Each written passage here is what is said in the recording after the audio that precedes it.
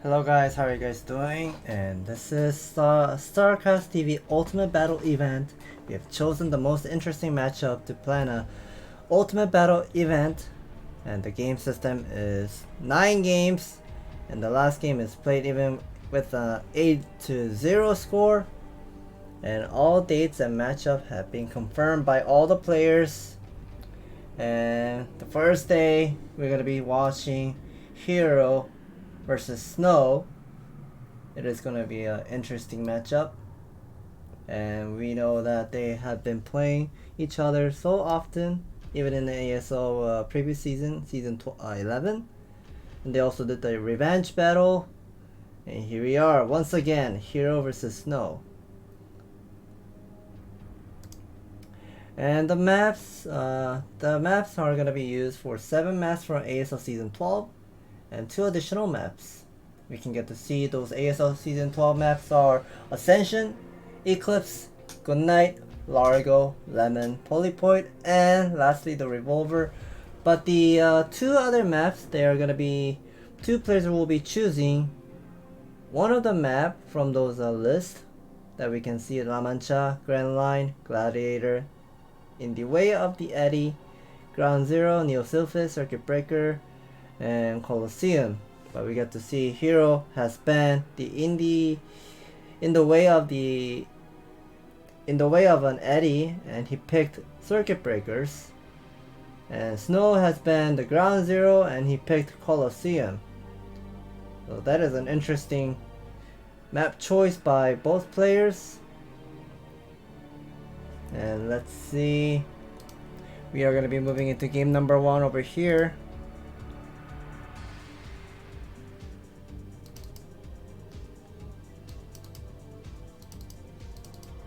And the first game, it is going to be played on Lemon.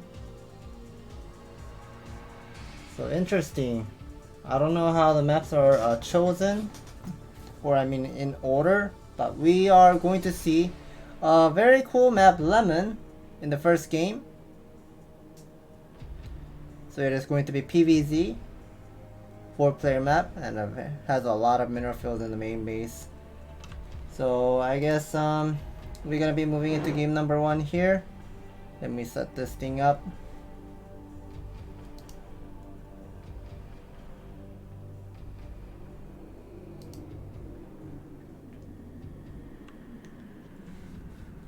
Alrighty, we are moving into game number 1. So we can get to see spawning location in the bottom right, the Blue Zerg Ursaron. This is Hero.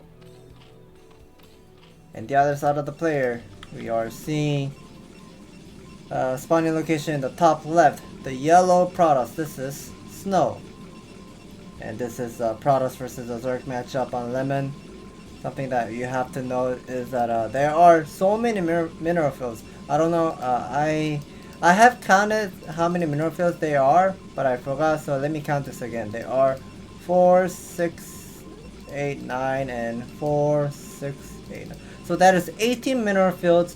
But something that you have to know is that if you start mining these 4 of the mineral fields really fast, you have the little bit of a gap open to start mining these other minerals as well.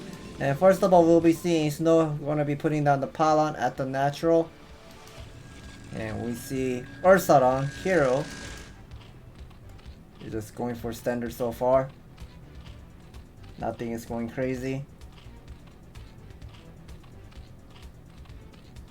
So we see he has made the Overlord, pumping up more of the drones. Gateway opening by Snow. I'm kinda trying to understand why Snow is not mining this mineral. Because if you start mining this mineral, you can start boosting up all those additional 3 mineral fields. But I guess you will mine that later. So you just got it. Okay, here's the one thing that you have to know. Even though the map is a 4-player map, once the locations are decided, this blue crystal does not disappear. That means that neither of the players even Terran, they cannot take an expansion over there. So pretty much it's kind of like a 4-player map into 2-player map. And something that you also have to know is that these Vespene Geyser has 6,000 Vespene gas each. So you can pretty much stay on a 2 base a little bit longer than the usual. We see this is a 12 hatchery opening by Ursat on the hero and putting down the spawning pool. I wonder whether he's going to be putting down the 3rd hatchery at the expansion, another expansion like the other standard map. We see the first Zealot just now came out and moving all the way to Heroes expansion.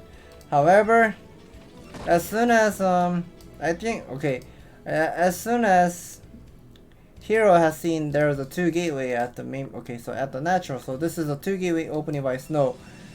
Interesting opening by Snow. As soon as he figured out this is a 2 gateway, he decided to put down the 3rd hatchery at the main base. And here is a first Zealot starting to go for the harassment. But thing is, the rush distance is really far. You can see this is a cross spawn matchup. I don't think this Zealot will arrive to the main base and do some amount of damage, so he will just go back. And I wonder what kind of decision making he's gonna be doing. Is he gonna hide his Zealot and try once again to go in? Okay, we finally get to see Snow putting down the Nexus. No simulator yet. There are 10 Zerglings. Snow has to be careful.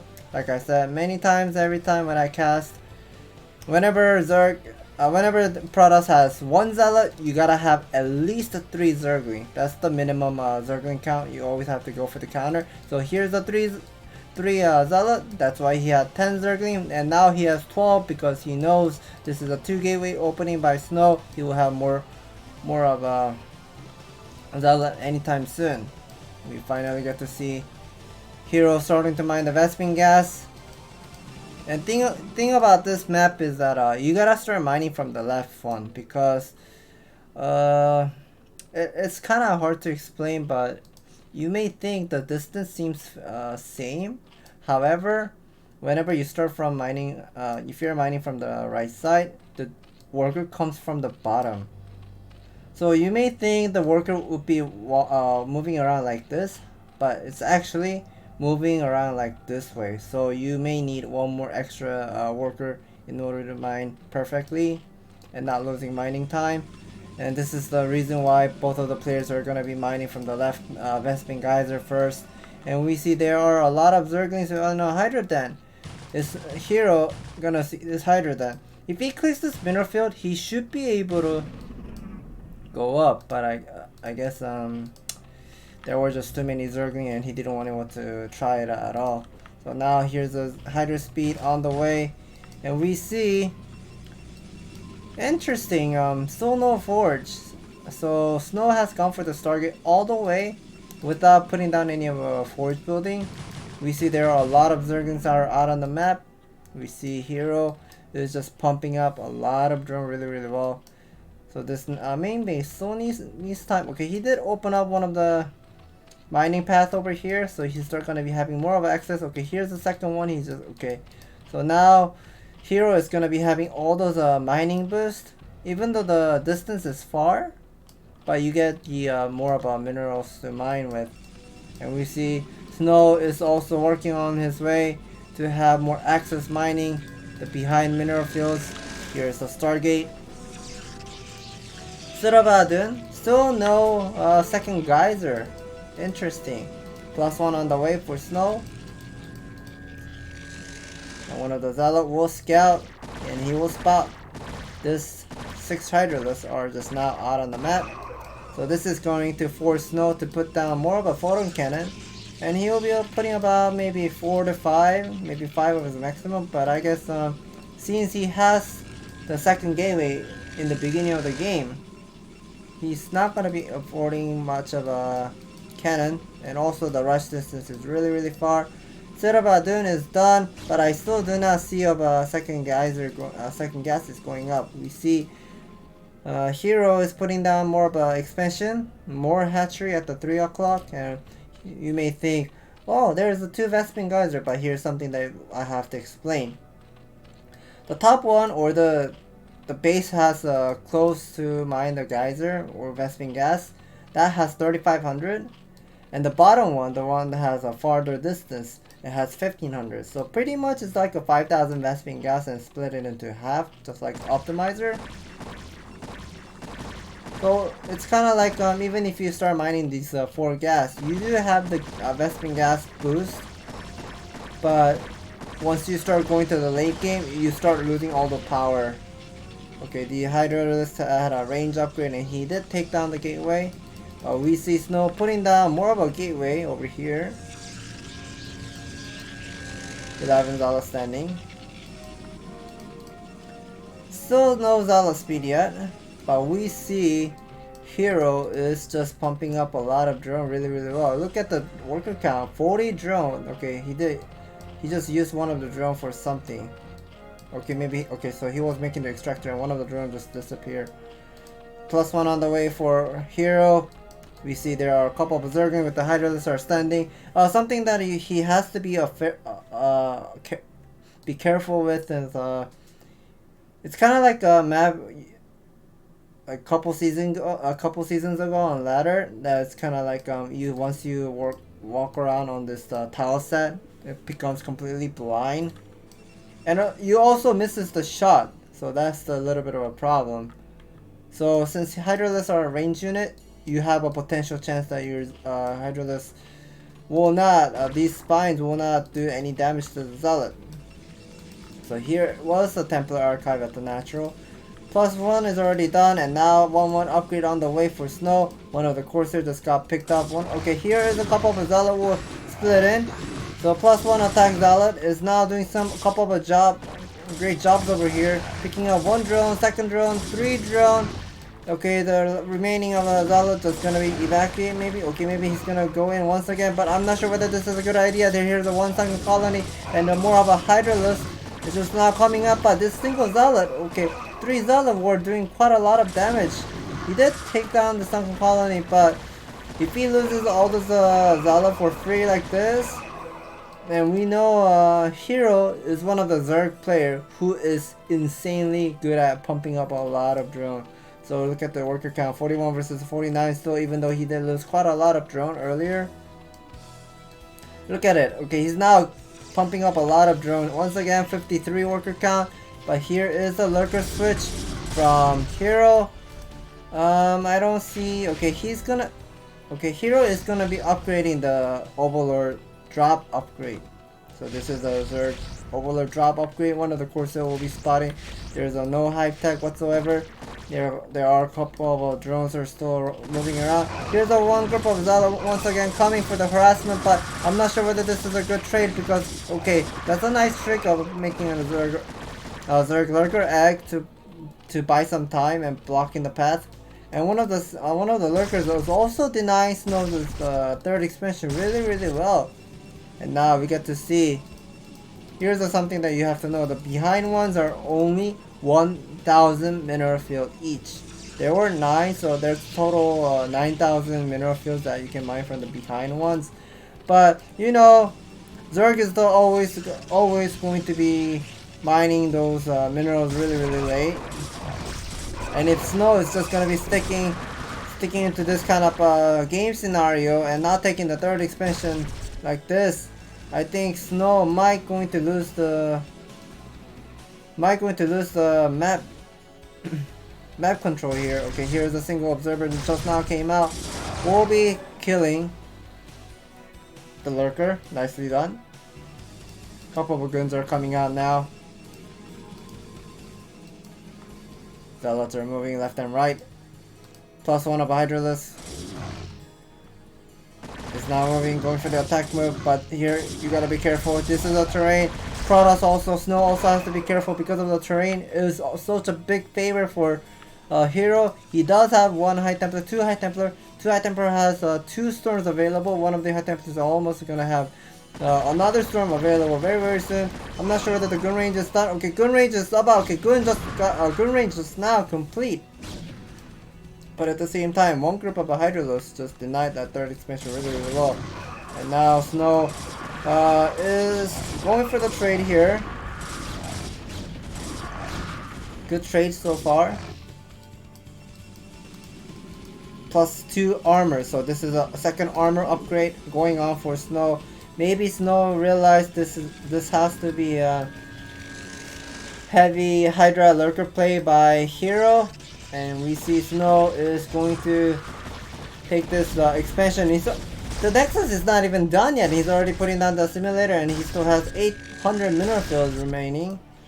He needs to have these observer coming right away in order to clean this lurker. Yes, he will. Nicely done. Adding a couple of cannons. He should be adding a couple more cannons. Maybe he should put it on the front line. Maybe, I don't know. But we'll see what he's gonna be doing.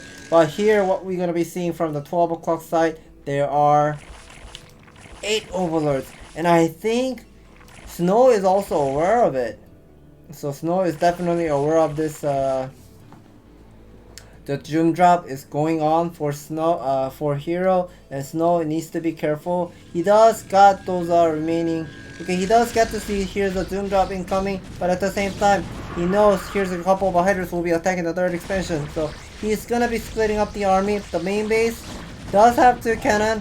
Zealots are here, but lurkers are dropping top of the right next to the cannon, and now the lurkers are pretty much killing a lot of probe here. Probe did evacuate, but he evacuated to the left side of the Vespin Geyser, so gotta be careful still. The observatory and one of the lurker got stuck here. He will still manage to defend here. Nicely done.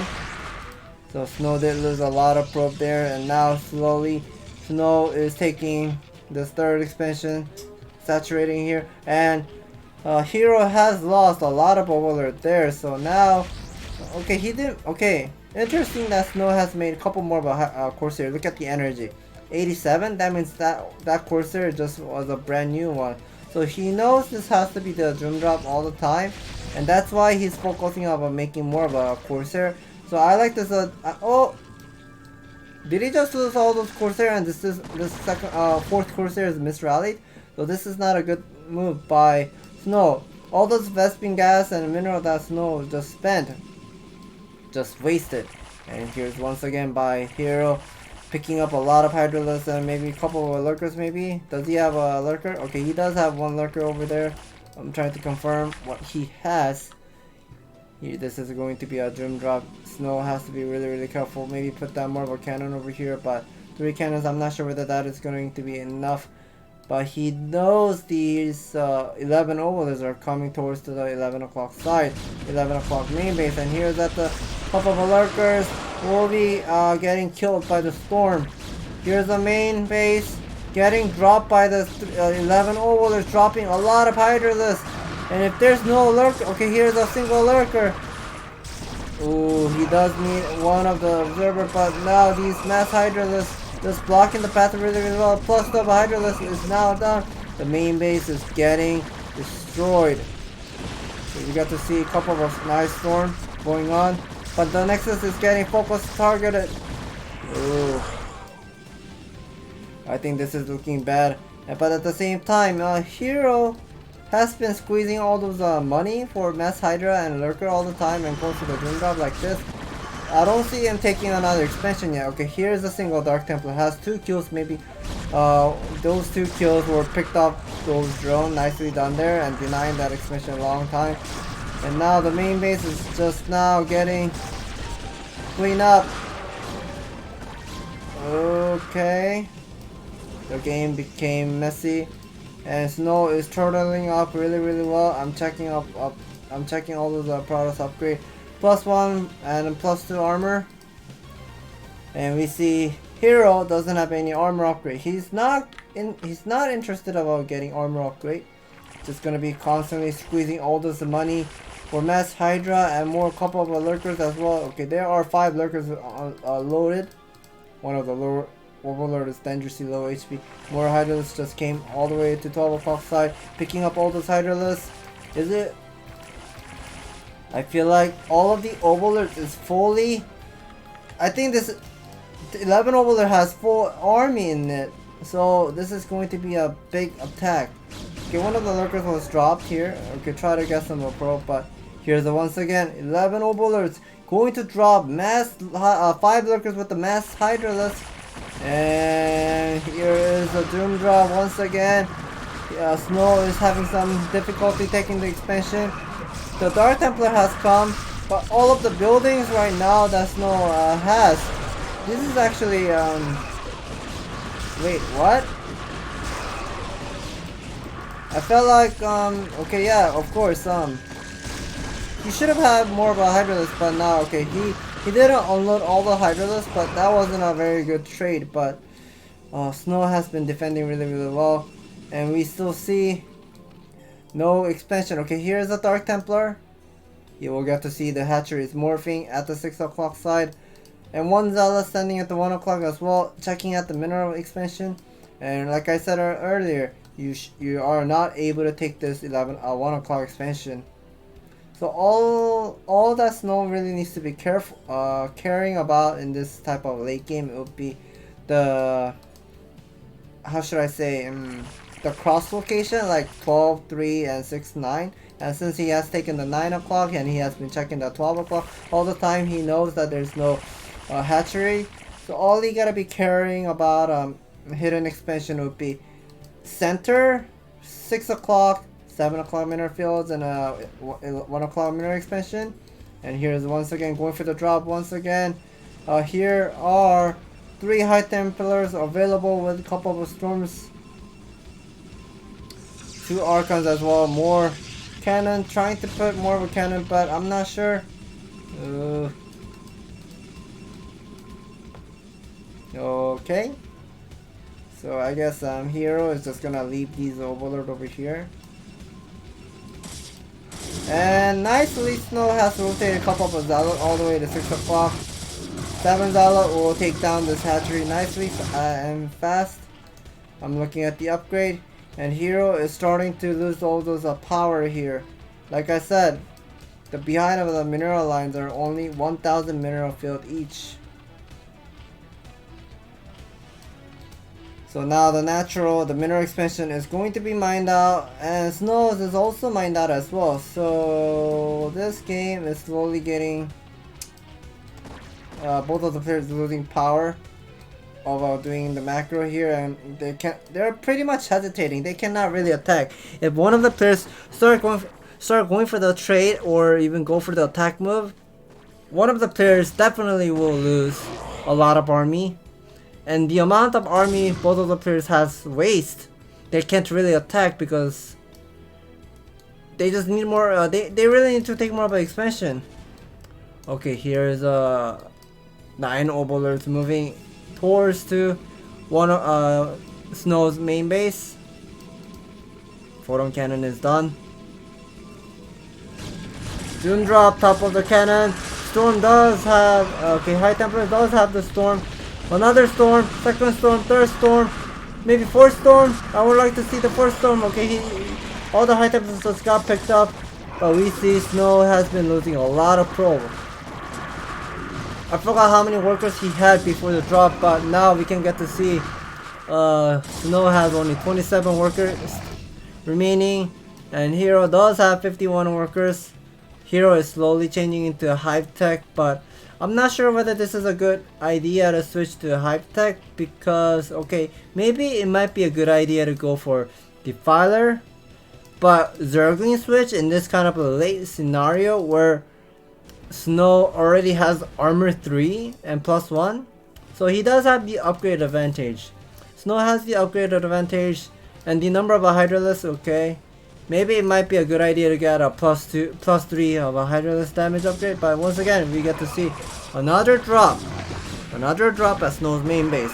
Hero is doing great amount of damage, but we see there's still how many is this? 4, 6, and this is 5, so 11 mineral fields that Snow can mine at the main base.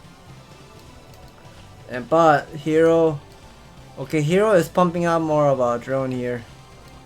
We see a lot of lurkers and more of a Zergling coming out. And okay, so here's the downside of getting these double vestment guys really fast. It does power you up getting a lot of gas unit, but like I said, after you start mining all those 3500 and 1500 vestment gas, you're losing the power. And Hero is now losing all of the power of a macro here. Now I guess this is understandable for us to. It is so clear that he's now switching to the Zergling tech, the Cracklings, but I'm not sure this is a good idea. But we see Snow is going to be moving up.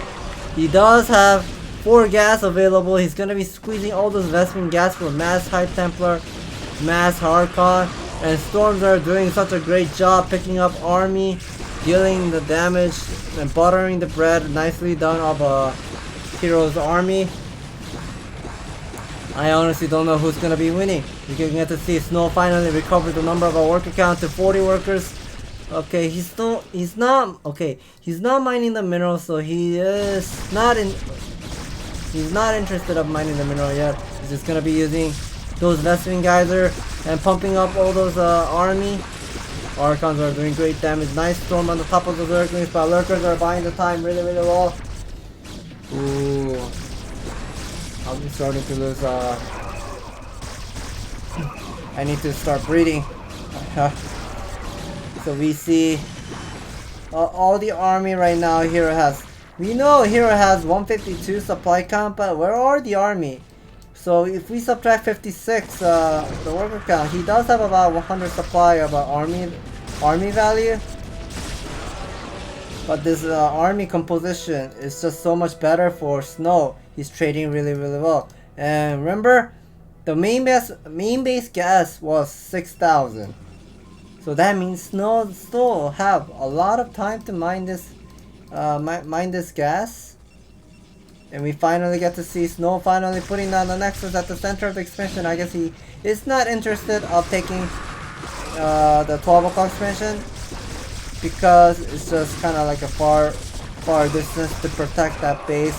And we heard a couple of drop wolves going on, but all those Lurkers are getting killed, and now these goons with the Mass High Templar, it's just looking so scary. We do see there's one group of Hydra that's trying to pick up a couple of High Templars, but they're not doing such a great job.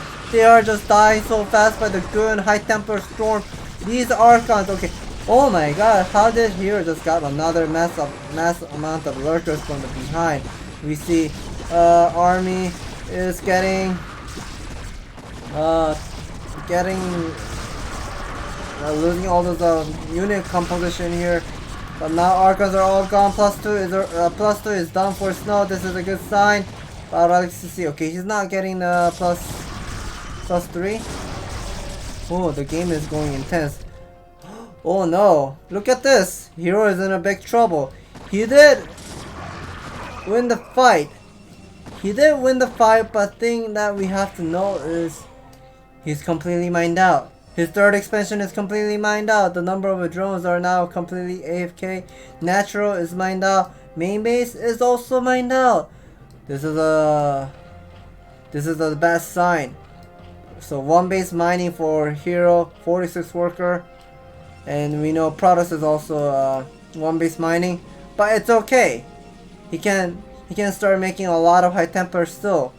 And Storms are such a good unit, spellcast to eat up all of the Zerg army really well. And now we know, oh, he did lose the observatory earlier, so he's now rebuilding the observatory. Main base still has a couple of mineral fields to mine. I feel like Snow is gonna be winning this game very soon, because I'm not sure how. Yeah, the army composition is so much better for Hero, and yeah, we saw Hero has switched to Hive Tech, but oh no, Storms, top of the drone, top of the Lurker each, and now drones are getting stuck. Maybe he's gonna be using one storm once again. Another storm, 2 storms killing all those drones, and now Hero does not have enough money, and Hero taps out. And we see Snow is going to take this game number 1 on Lemon. That was a fantastic battle by both players. That was insane. That was very cool concept map, and how long both of the players were playing with a 2 base long, 3 base long. Interesting play. I'm pretty shocked like how Snow was able, how he was able to keep up this game after he did lose the main base. If you were Terran, like let's say, I know people out there play Terran, like if you start losing your main base by Doom Drop, let's say Arbiter Recall, or TVT, like Mass Siege Tank with the Goliath drop at the main base, your base is completely ruined. And you gotta give up your expansion and start rebuilding, maybe taking another expansion, like a new other, how should I say, other spawning location and start recovering from there. But I guess Protoss is a different race. They can use the Storm and keep up the game really, really well. And we know we're gonna be looking at those map lists once again. And I think this is a loser pick. I'm thinking this is a loser pick. We are going to see Hero is going to choose Circuit Breakers first for the game number 2. So game number 2, it is going to be chosen by Hero. And I think we are ready to move into game number 2. And before we go into game number 2, let me drink some water. I'm losing my lips are getting dried and I'm losing out of my breath.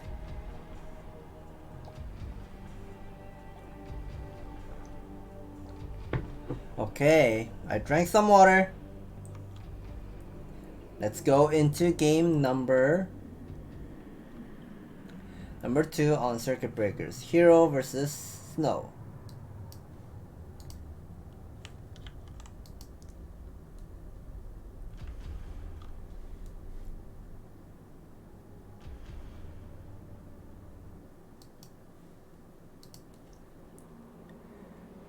Alrighty.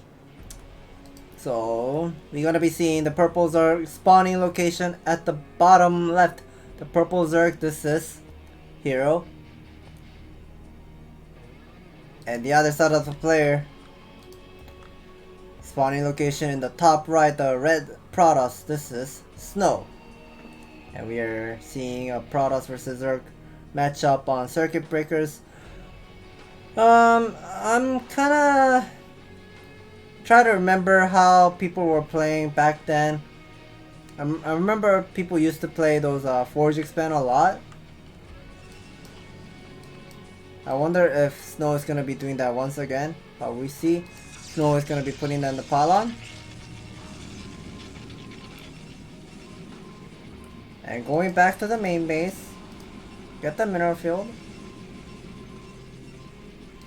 And we see Hero is making the overlord.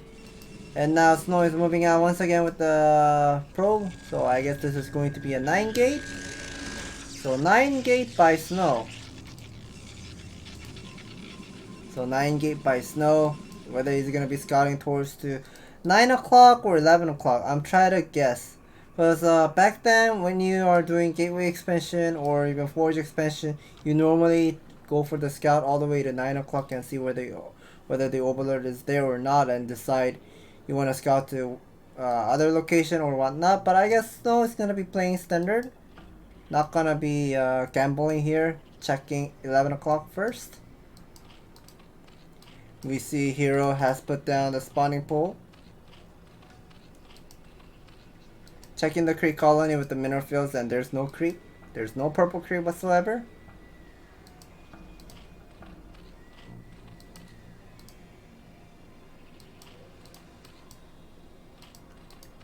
Ooh. What is this scout? Interesting of how Snow is doing. So, I guess Snow decided to do the end scout. This is something that a lot of Terran players do. But I guess you can also do it for Protoss. Maybe there's the small details of these end scout that Snow is right now doing. He does confirm there's no creep. So he knows Hero has to be located at the 7 o'clock side. And we see Hero has put down the hatchery with the 2 Zerging only. And he's not using the larvae right now. he did get to see the Zergling now coming, so he's start going to be using those larvae for a couple more of a Zergling making and hatchery as well. So something that we have to be understanding of this game would be he did put down the extractor faster than the third expansion. So whenever Zerg is putting down the third expansion, putting down the extractor first into a third expansion, we highly going to see he's gonna go for Zergling speed all in. Or it could be just Zergling speed into slowly like adding a couple more of a hatchery and pumping up a lot of drone and adding Hydraless then without there.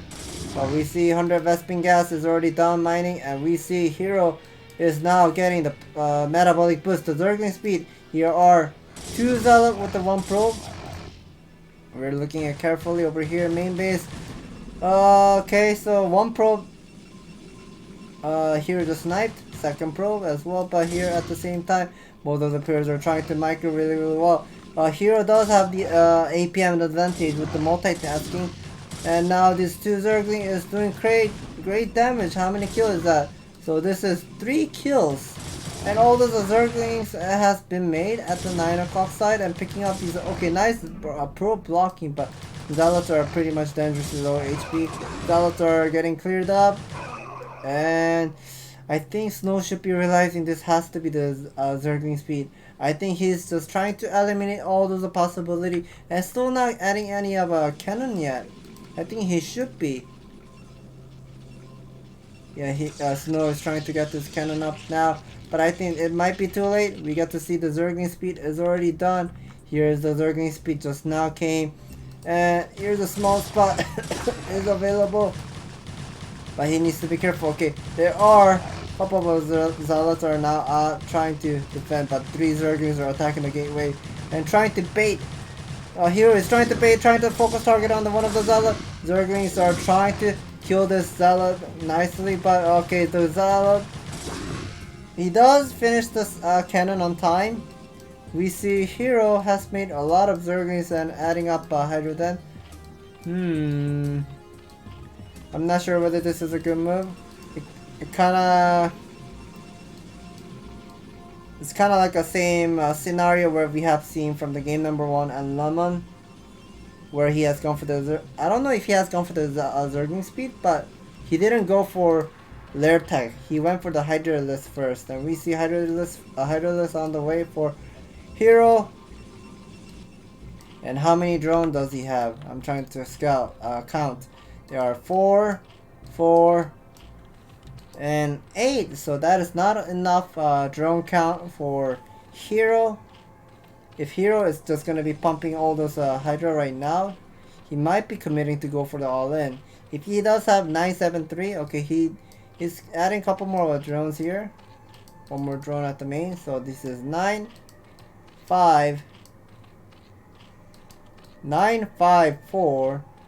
So he is missing, how many drone is that? Let's see, he's missing 1 drone. So he is missing 1 drone, 973, so that is total 19 drone for the mining mineral.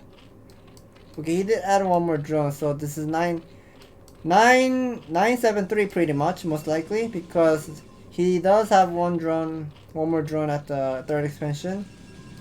And I think Snow needs to be careful whether this is going to be standard, but I guess I don't think Snow knows this is a Hydraless bust. He does have a lot of Zealot, but gotta be careful. +1 is not even done, and it is always good for. It just feels really good for Zerg when they trade those Zealot for Zergling before the +1 attack. And the number of Zealot right now he has, this is 7 and only 2 cannon. Finally the first Courser just came out. He does get to see, oh, and he does lose the Courser at the same time. This is only 2 cannon. These 2 cannons are very far distance to protect, and now, okay, Hero Snow is gonna be cancelling the +1 immediately. Trying to pull all those drones. These 2 cannon trying to buy some time. Forge does blocking the path really well. Another Courser will just fly top of the Hydraless. 2 cannon with 2 Zealot remaining, but 2 Zealots are dangerously low HP. Hydraless are gonna be moving forward. It looks like the range upgrade is already done for Hero. Will be taking down another cannon. The backup cannon is trying to complete here. I'm not sure. Snow is losing a lot of pro count. 31 versus 22. We can get to see just pure cannon against Zerg is not good. You need army. Oh, double Stargate. So I guess Snow has misread. Snow misread the game here. One of the cannon, second cannon, third cannon, fourth cannon, and now 2 cannons remaining. All those cannons will go down, and Snow taps out. And that was a fantastic bust by Hero. Looks like this is something that he wanted to show from the game number 1, but unluckily it was a cross spawn and he was not able to do the Hydralisk bust like the last game. I mean this game. So that could be the reason why Hero has gone for the lair tech after the Hydralisk couple of Hydralisks he has made. And that was an excellent move with this number of Hydralisks and executing Snow and busting the natural really fast. Fantastic move by Hero there.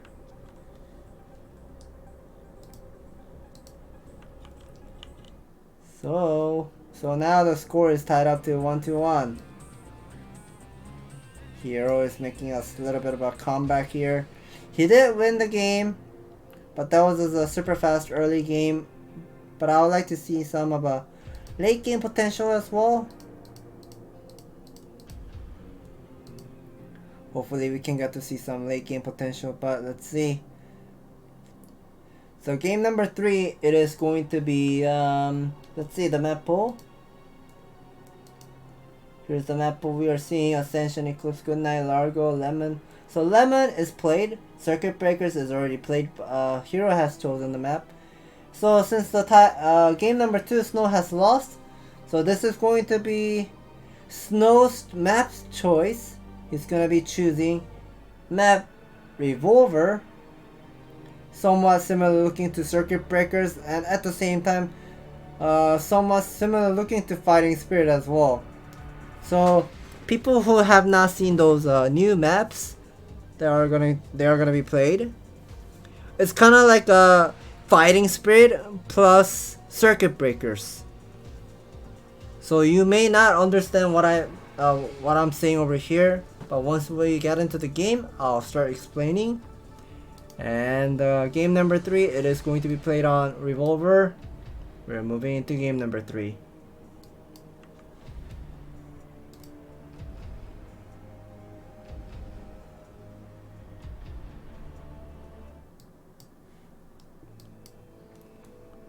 Ta-da! Okay, we are seeing the first race, Protoss, spawning location in the top right, the orange. This is Snow. And the other side of the player, spawning location in the bottom right, the teal Zerg. This is Hero. That was a nice making a comeback, making the score 1-1. And we see Hero is sending the overlord all the way to 1 o'clock. So like I said, why I said the Revolver is somewhat like a map combined with Fighting Spirit with the Circuit Breaker is you can see here the natural is kind of wide open, kind of like Circuit Breakers. It does it's somewhat different, like with the ramp design and how wide open it is and a high ground advantage. But we are gonna be seeing Snow going for Pylon Scout. Normally you don't do Pylon Scout, but whenever Protoss is going for Pylon Scout, they are not interested going for the Gateway Expand. And we see he's going to be spotting Hero at 5 o'clock, forcing Hero to put down 11 spawning pool. We saw he made 2 drones into 11 pool, adding 1 more drone. So this is most likely going to be a Forge Expand by Snow. Or maybe he might be greedy to put down the Nexus, but I am not sure about going Nexus first because the rush distance, a vertical matchup, the rush distance are really close to each other. We see Hero is moving out. So we see, here's something that you might think that it's kind of like somewhat similar to Fighting Spirit. So once you start defending your natural and the entrance, you can take your third expansion easily. And we see the forges going up into a 14 nexus. This is a spawning pool just now complete. Hero is not interested of making 6 Zergling because he knows this is a forge opening. Plus he's gonna have 1 cannon at least. And if he does not add up all those drone first and making 6 Zergling first, he's gonna be losing a lot of mining time as well. So here's the only 1 cannon going up, 2 Zerglings are now out. Snow is going to put down the gateway.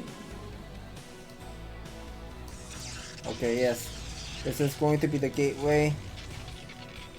Interesting, I'm not sure whether this is a complete wall. Or maybe it doesn't really matter because all you gotta be carrying is the bottom entrance. We see one of the Zergling is coming.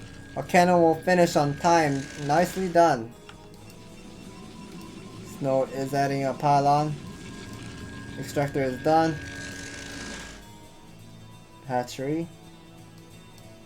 And third hatchery. So far nothing is going crazy. Although the players are pretty much slowly moving into a late game. Or I should say early mid game. Still not a late game yet. And something that you have to know is that the main base has 10 mineral fields. Here's an extra mineral fields that you can mine with.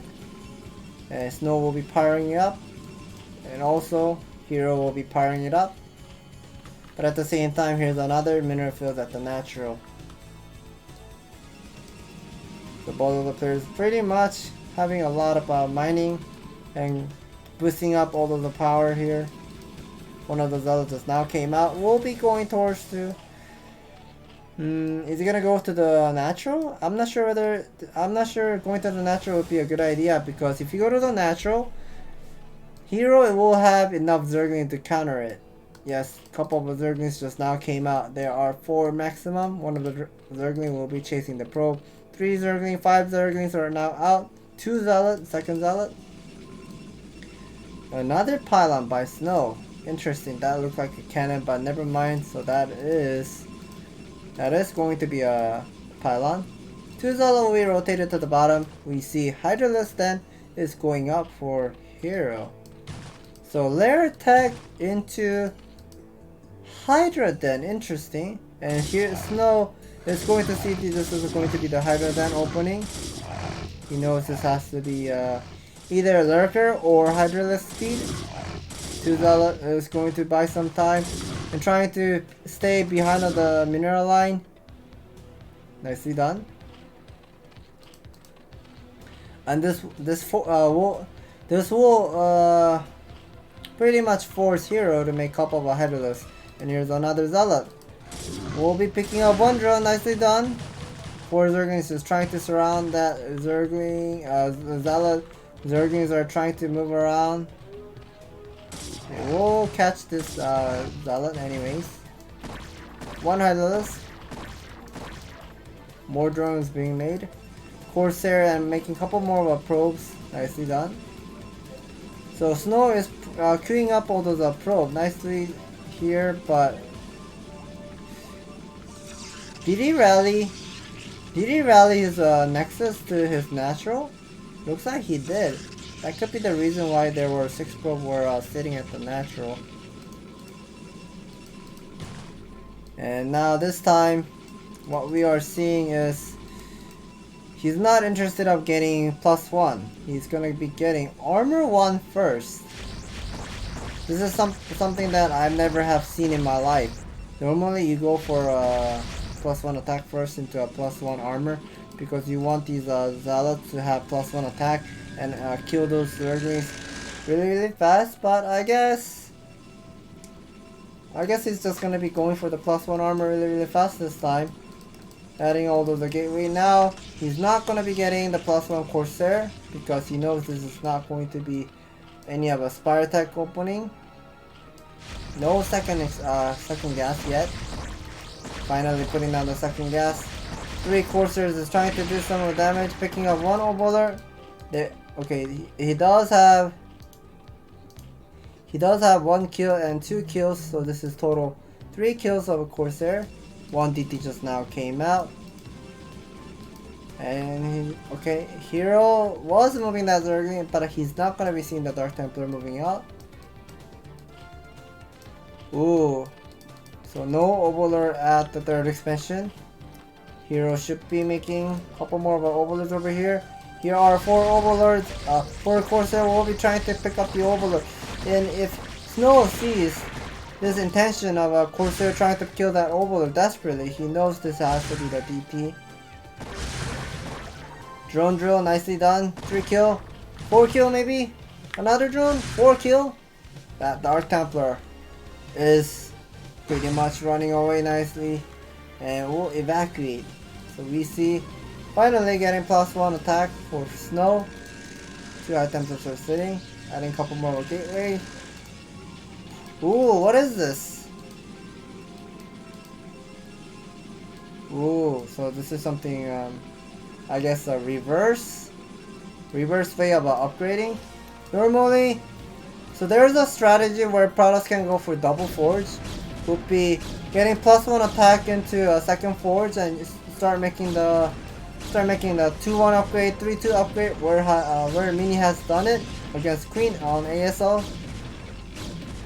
But this time what we're gonna be seeing is a backward way, or the reverse way. Maybe he's getting that +3 really fast and just staying on +2 with a double forge upgrade. So this is something interesting that I've never have seen.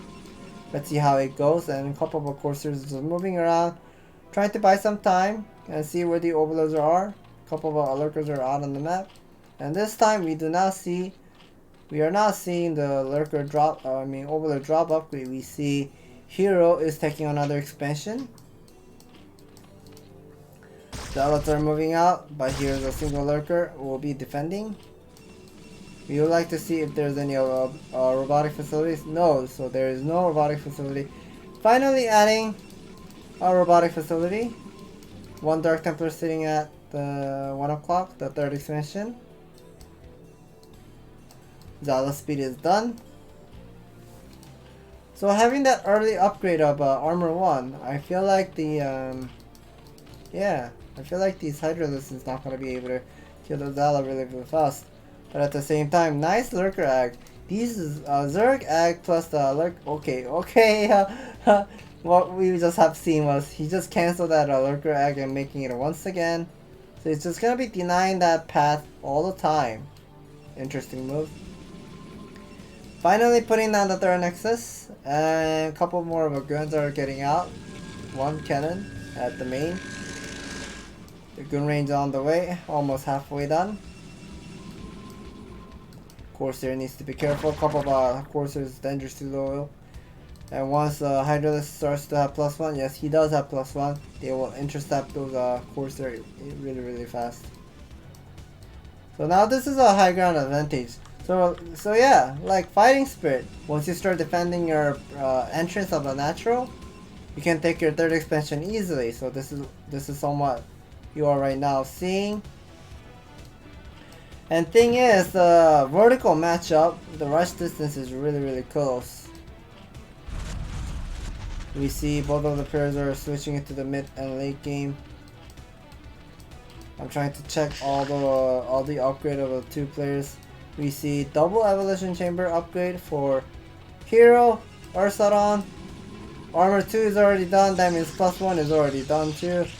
So interesting that Snow is just focusing on getting +3 armor. +2 on the way as well. So very interesting upgrade how Snow is focusing. One of the Dark Templar is still alive. Okay, so that was the early Dark Templar he has made. Gonna be sending towards to the 7 o'clock. More hatchers being added. We see Hero is adding another extractor. More hatchery. 59 workers versus 55. Looking solid.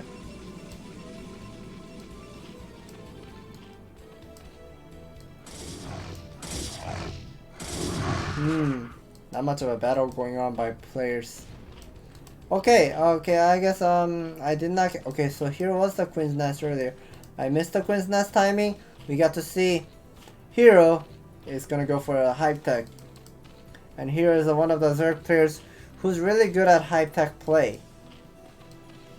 And he knows how to split up his lurker and mass hydralisk, controlling both sides. And we see he's adding another evolution chamber. I would like to see the Defiler mount, but still no Defiler mount yet.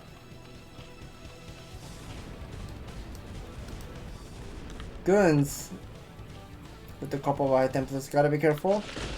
Using Storm nicely. Oh, maybe he can kill this egg too. Yeah, if he uses Storm here, he can kill these two eggs as well and start making this ramp wide open. Yes, he's gonna be using that Storm and kill those Lurker egg and plus a Zerg egg at the same time. So now this ramp is wide open.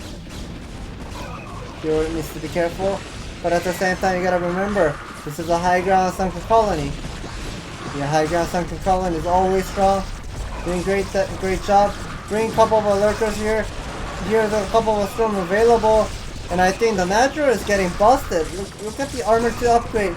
And guns are surviving really well. Nice one storm. Another storm available. Killing the Zerg egg plus a Havanas Hydralisk. More army should be coming down very soon. Yeah, Hero has 2-1 upgrade, but they're not.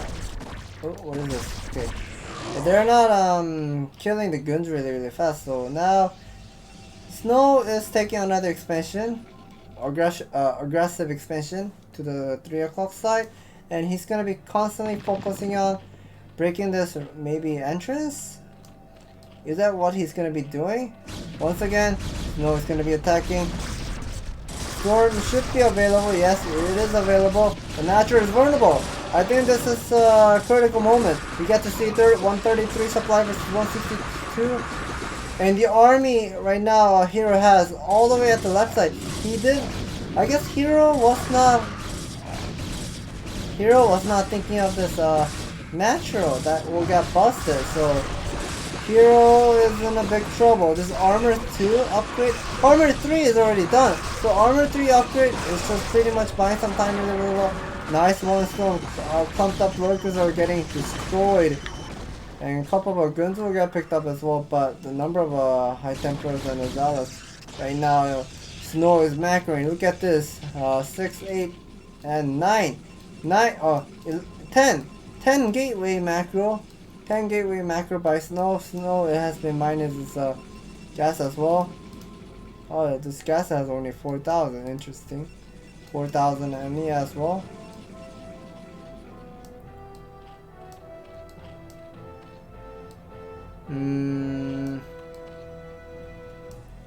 I guess Snow has wasted that army so much that he needs time to recover, but at the same time, Hero did lose a lot of drone. He did lose all the drone at the natural. He needs to pump that up again.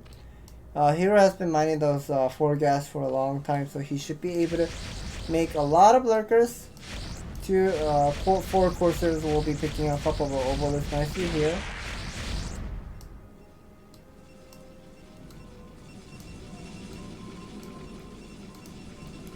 So I want to see what kind of upgrade he's going to be focusing. +3 on the way. And +1 shield.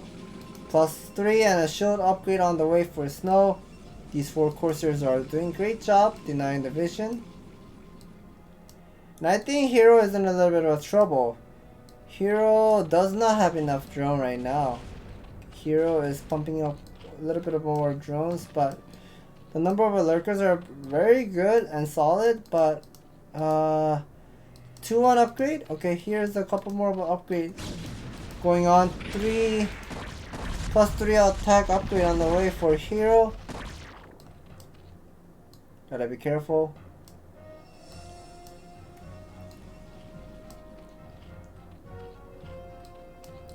Ooh, so Hero was a drop. What's going on?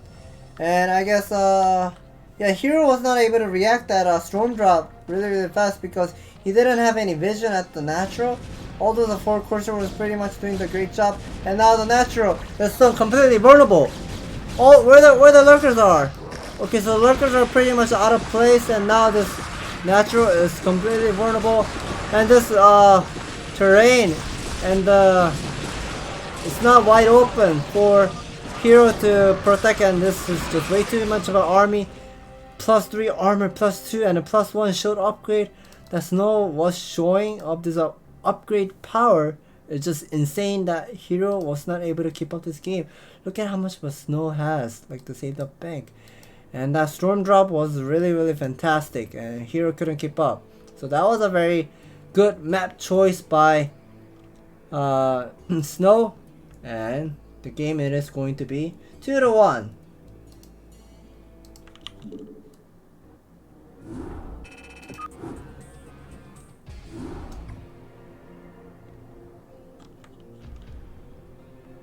Alright, so Snow is leading this ultimate battle event 2-1.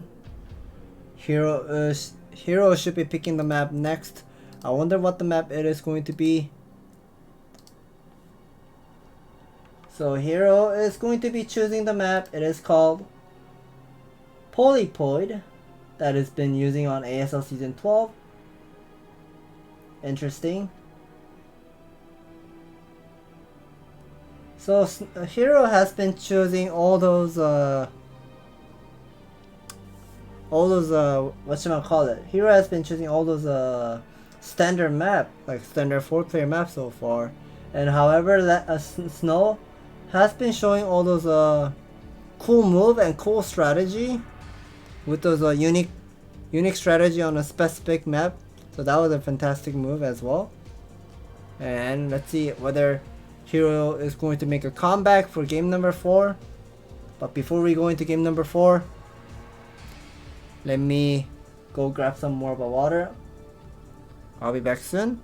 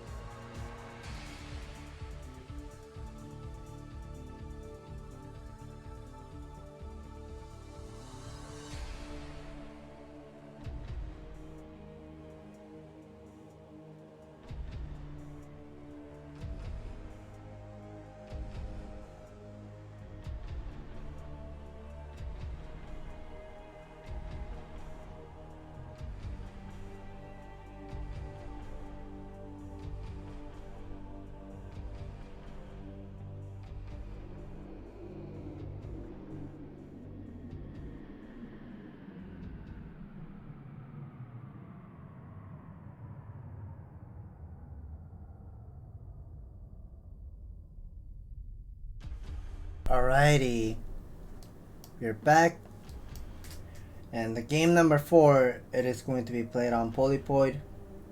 Hero versus Snow. We are moving in really fast because I was taking a little bit of a long break there. So game number 4, Hero versus Snow, Polypoid.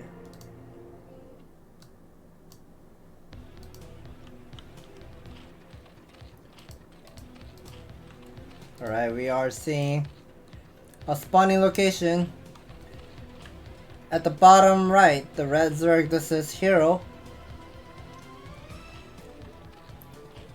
And spawning location. At the top left, the yellow Protoss, this is Snow. This is a Protoss versus Zerg on Polypoid. And you may have seen a lot of StarCastTV. StarCastTV cast. A lot of players go for the gateway expand, and I feel like Snow will go for the gateway expand over here. Probe is moving out, putting that in the pylon. Okay, interesting pylon placement. So I guess he will be putting down the gateway like this, gateway over here, and the forge over here. Interesting pylon placement, and we see Snow is moving out with another probe, putting down 9 gateway once again. And at the same time, we see Hero is gonna go for 9 pull, making one more drone and doing the gas trick. And should be the Oboler follow up now.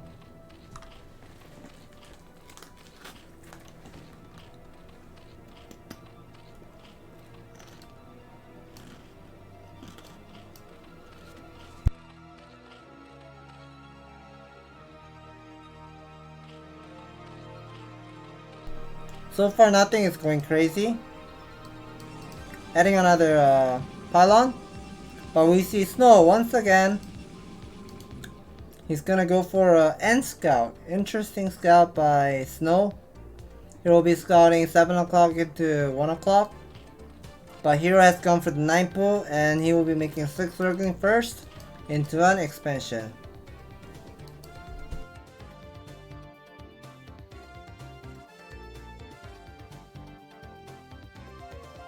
As soon as he gets to see the Oboler at the 1 o'clock, he knows Hero has to be located at 5 o'clock.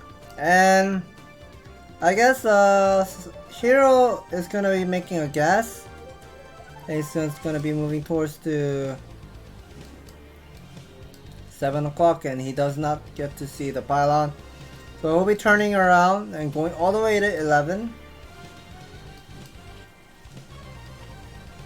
Snow should be realizing this has to be the 9 pull because there's no Zergling chasing the probe.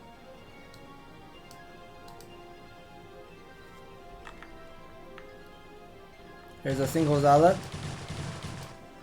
Oh, Zealot, gotta be careful. One Zealot is getting surrounded by the Zergling, but at the same time, Hero is just gonna be ignoring the Zealot and moving into the main base. Make a couple more of Zergling. Nice probe drill. Picking up 2 Zergling there. And this is somewhat not looking great for Hero because we see the worker count. The worker count difference is huge. 9 versus 18 worker. Finally adding a couple more of the drones.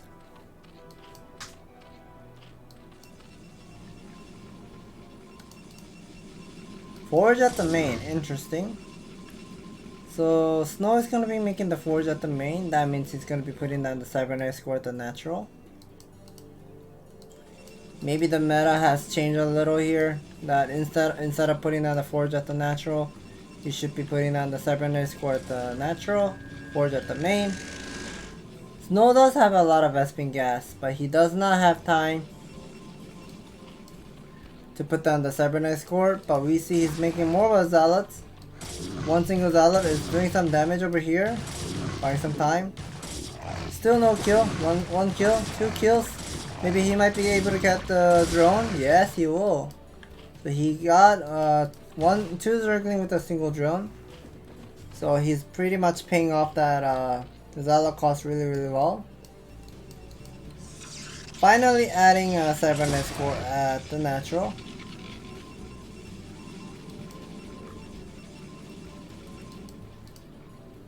So this is a really late cybernetics core. The lair tech is already done.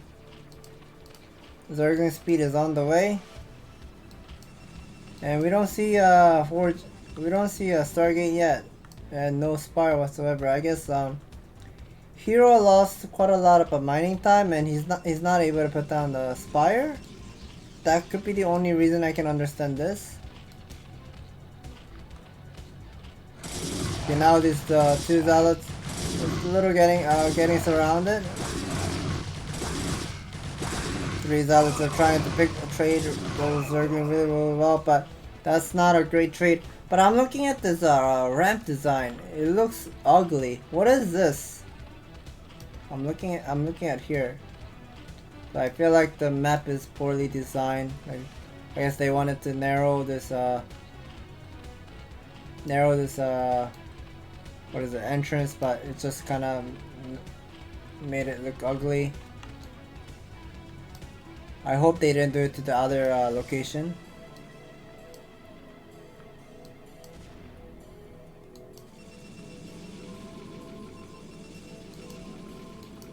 So Hero has a lot of Zerglings. Finally adding the Spire Tech, adding a couple more hatcheries, and something that we have to know. This is something players are playing standard, and we have to look our eyes on the best guys, or whether is he putting the Hydra Dan or second extractor really fast. Whenever Zerg is putting down the second extractor really fast, that means we are expected to see some Corsair versus Muta battle. Zealots are moving out, and whenever Zerg is trading those Zealot before +1, it's always good. +1 armor on the way. We see 1 crit colony going up. 1 Corsair will be going towards the 7 and picking up 1 Overlord. Okay, maybe not. 1 Overlord? Yes, he will. Adding more of a pylon 3 gateway with the +1. Dylan should be finishing Zala's feet.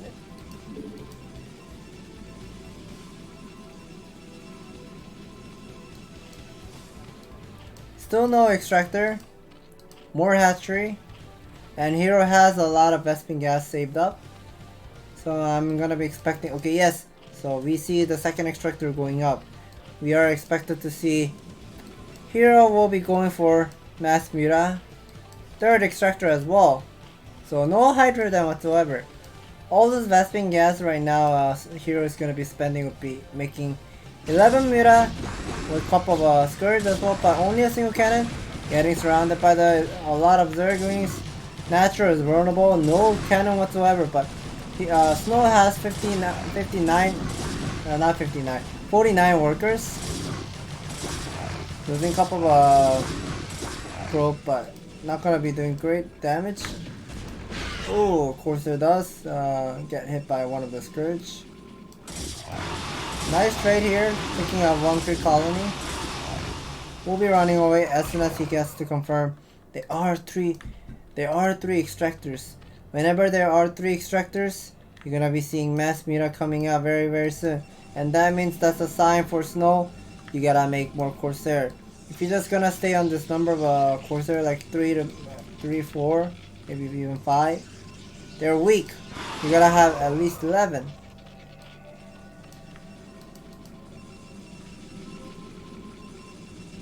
Finally adding a couple more of a photon cannon.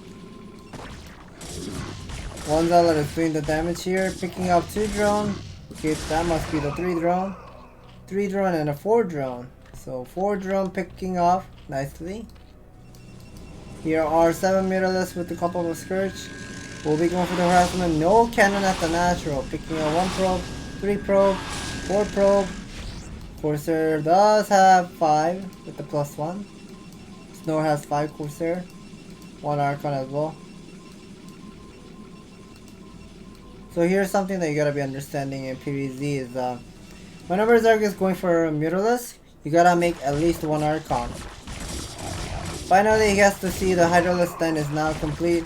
1 Zealot is doing some damage over here. Picking up the drone. Another drone. Nicely. So here's the mass Scourge coming in to the main base, but where are the Mutalisks? Oh, okay, it does connect one of the Scourge to the Corsair. So I think this is one mistake. I think okay, here's the Mutalisk. So yeah, this is a dive move by Hero. He wants to take down the Photon Cannon and Corsair, trace on Corsair as well. Gonna force Snow to make more of a Corsair as well here.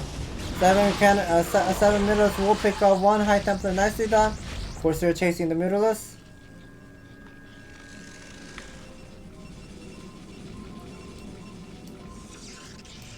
Ooh. I gotta keep these Corsair on screen, because if he loses those Corsair count, Hero is gonna be such a big favorite, because once you start losing the air advantage, Hero is gonna be using those High Templars to pick up all those High Templars as much as he can. Here are finally 8. He's gonna be making all the way up to 11 most likely. Nice Corsair chasing those Mutalisks. Mutalisks are dangerous low HP. We finally get to see double Evolution Chamber. Okay, so this is triple Evolution Chamber for Hero. And I'm trying to see, okay, here's the Queen's Nest. So I guess Hero really likes to put down the Queen's Nest at the natural often. So we see this is going to be slowly changing into mid-game, late-game transition. Maybe even Lurker upgrade, I would like to see. Okay, this is a Lurker upgrade. I'm pretty sure he does not have the speed upgrade, because he didn't get that Hydrodon really fast into it. 1 Storm just got wasted. Gotta be careful. Corsair also needs to be careful. There are 9 Corsairs. 9 Corsairs with a couple of Zealot. 2 High Templars. Oh, 1 High Templar will just run away. Nice. Ooh! Scourge, gotta be careful. Scourgers are taking a lot of shots.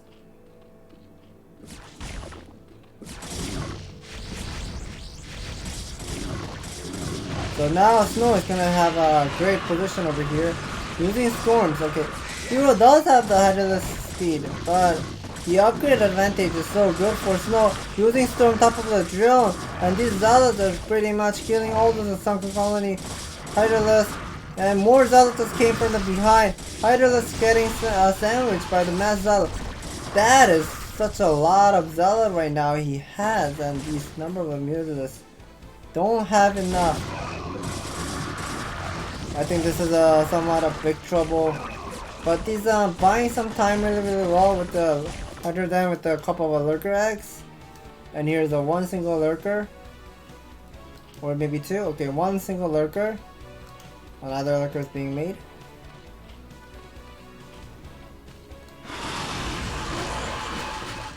Ooh, Mutalisks. The Mutalisks will get just killed by cannon, by the cannon and the storm together. Where is it? A High Templar? Did the High Templar die? I guess the High Templar died, so he doesn't have the kill record. So now these 2 High Templars that were doing great damage will move around, and we see Snow is gonna be taking another expansion. Hero will be also taking another expansion as well. The Hype Tech is already done. 111 upgrade is done for... Yeah, 111 upgrade. It should be done. Yeah, 111 upgrade is done for Hero. This is a good sign. Guns are being made. Armor 2 is done. And we see once again, Snow is gonna be upgrading with the double forge. So this is a +3 armor. +3 armor with the +2 attack. Interesting upgrade.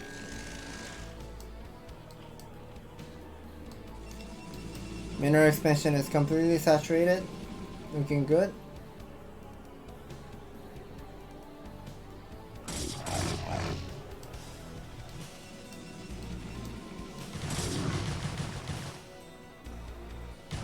Yeah, I kinda don't like the ramp design. Like, what is this?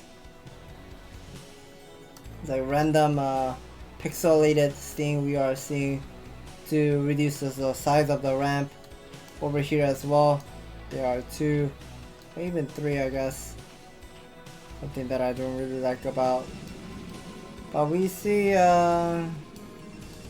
nothing is going crazy so far.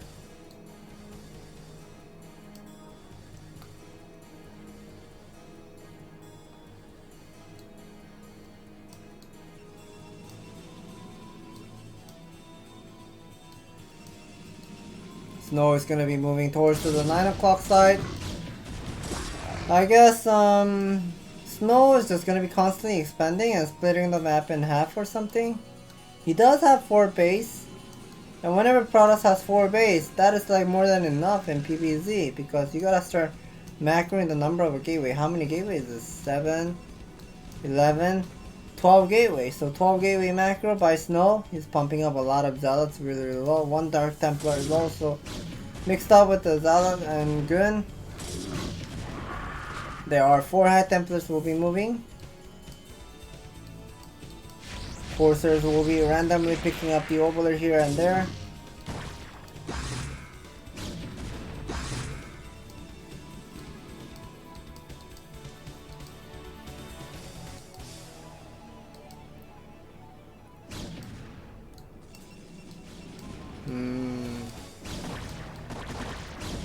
Yeah, I think this is slowly moving into the late game.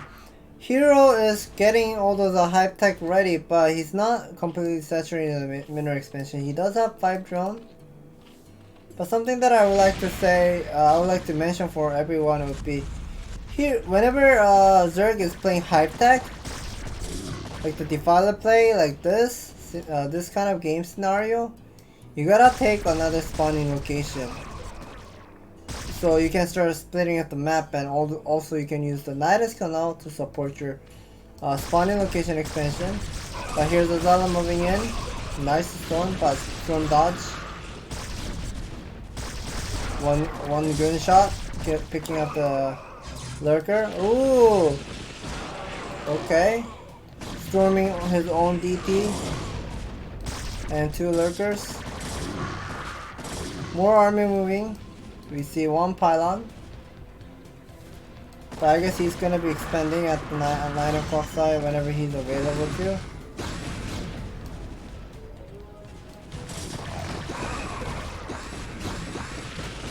Nice storm. We see a couple more of our cannons will be made at the 9 o'clock. So both of the players slowly moving into the late game position. 2-2 upgrade of a Cracklings. Cracklings are doing such a great damage to the Zealots. I would like to see the upgrade. So this is the +3 armor.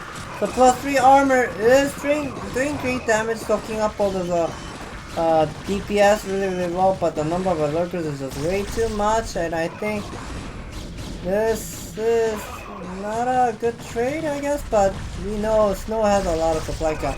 High Templar does get stuck. High Templar needs to evacuate, maybe use 1 storm, maybe 2 storm. Forcers are just moving around.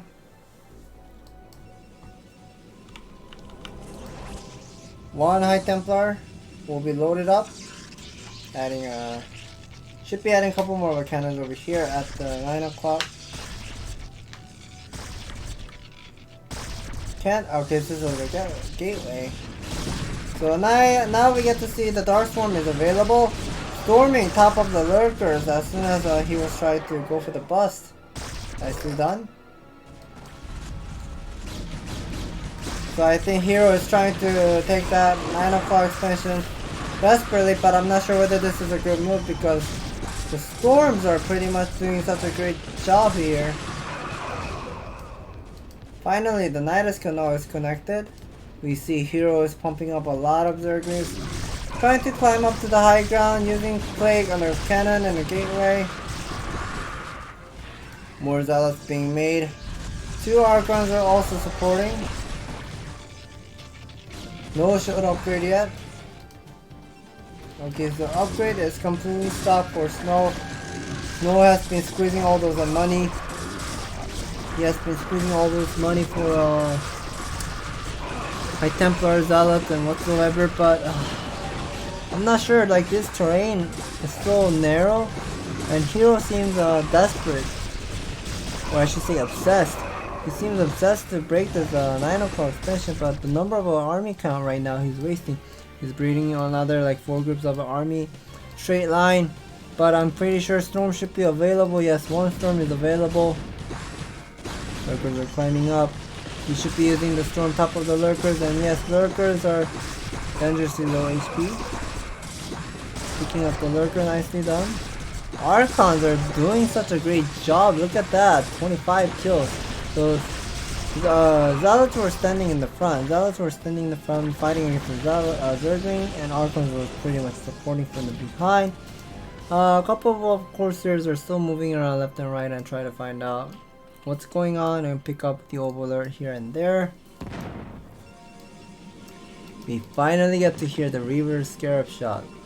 So this is something that Snow is really good at, the Reaver micro. Let's see what he does.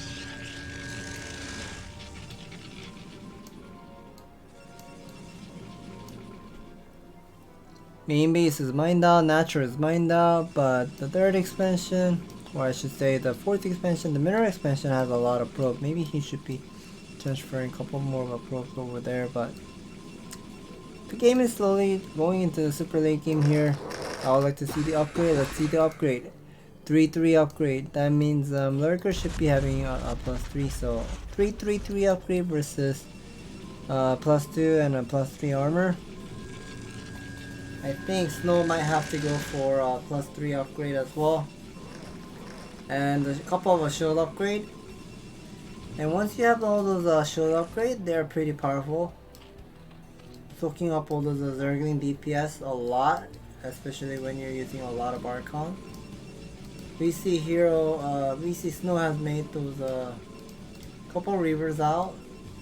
Interesting. We see he has each of a location with a couple of army here and there, but not much of a battle going on.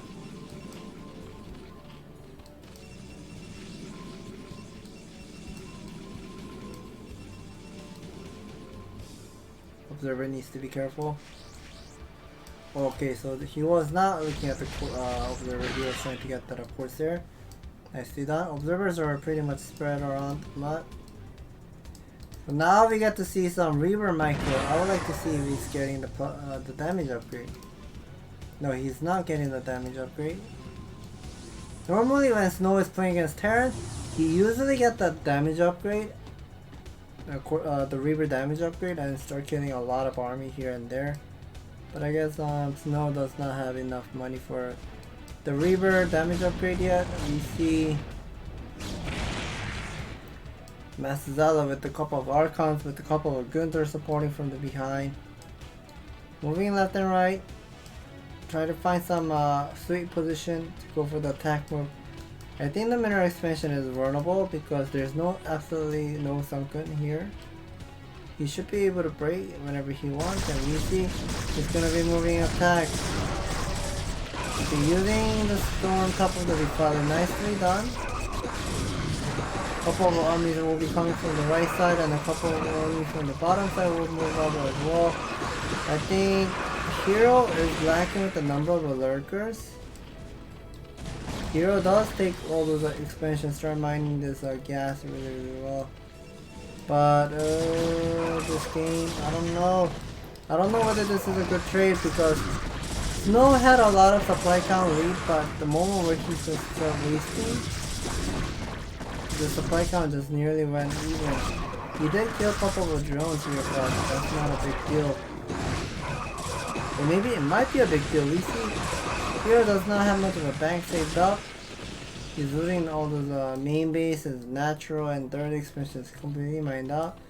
So right now, all the bases right now, Hero has been mining would be 3, 5, the mirror expansion, and the 7 o'clock, all those 2 bases.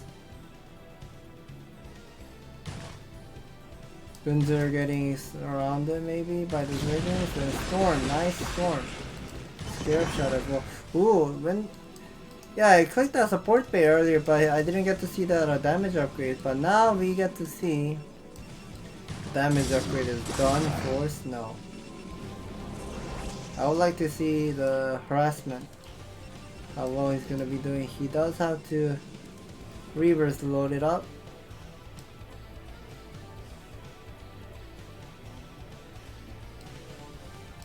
Zealots are moving towards to the right side.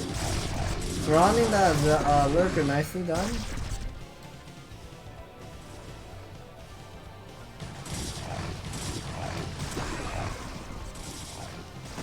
Three-3-1 upgrade for Snow. We see armies climbing up. The Reaver Scarab Shot is doing great damage and picking up lurkers and zerglings here and there. And now this is such a sweet spot. Storm is available. Yeah, Storm was available. Reavers are pretty much supporting as well. All these overlords are pretty much AFK for no reason.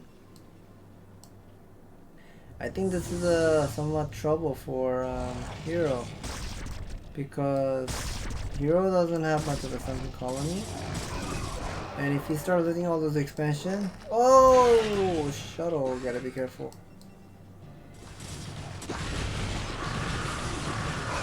Nice play on the Zealot. Nice Scarab Shot connecting to Zergling as well.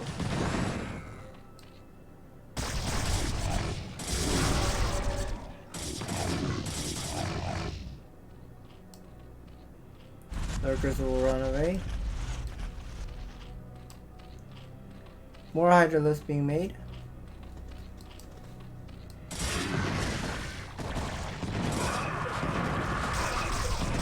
Now these Reavers are doing such a great job. Look at that. The damage output right now he has been doing with that damage upgrade, the Reaver damage upgrade. Look at how Hero has been running away. Like, Hero has to run away from those Reaver harassments, so this is insane. He should be having a couple of scourge out on the map, but I guess he's just going to be squeezing all those larvae for Hydralisks. So we see Snow is trying to take this expansion. He does have a couple of pros remaining. He should be transferring those pros.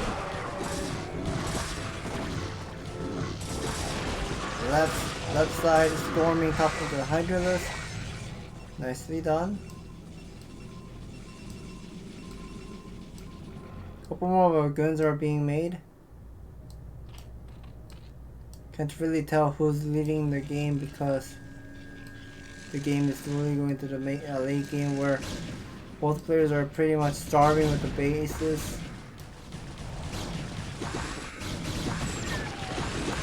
Here's a nice storm.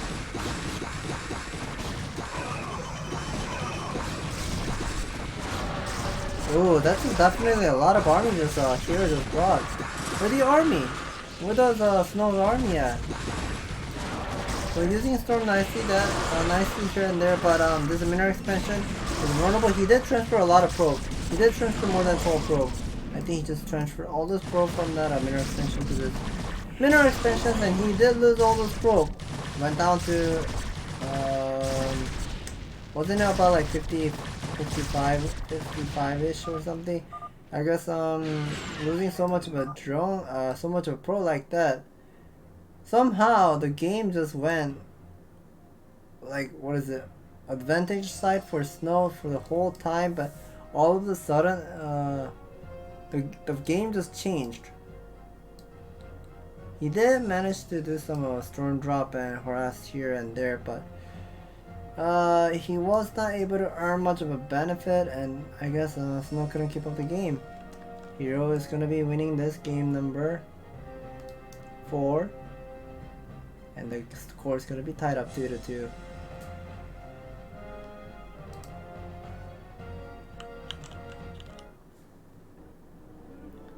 So let's see what the game number 5, the map is.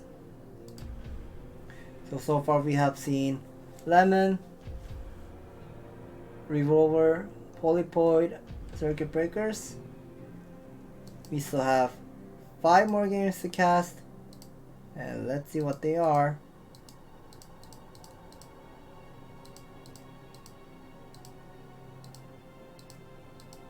I'm checking it real quick.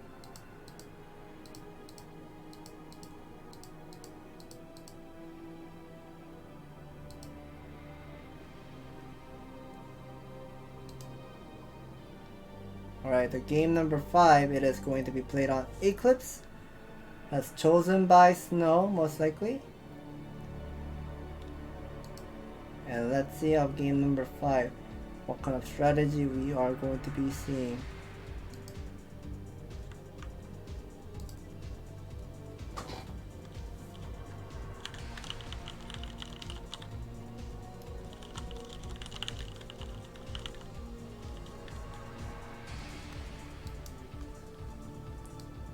So should be ready by now. We are moving into game number 5. It is going to be played on Eclipse.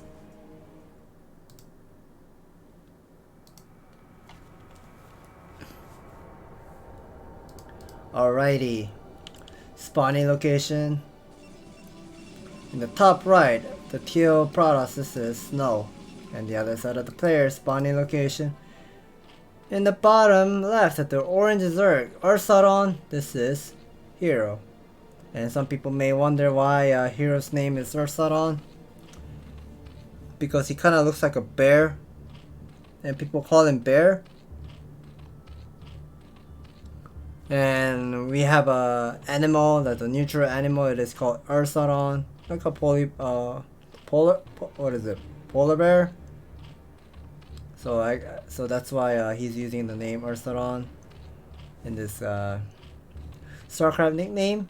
We are seeing once again pylon into a main base, and we see Snow is most likely gonna go for Snow is gonna go for 9 gateway most likely once again. 9 gateway opening by 9 gateway opening by Snow. We see he's gonna be moving out, doing the probe scout. We see overpull this time by Hero, not 9 pull. Last game on Polypoid, we have seen Hero has gone for that 9 pull, but this time not 9 pull, overpull.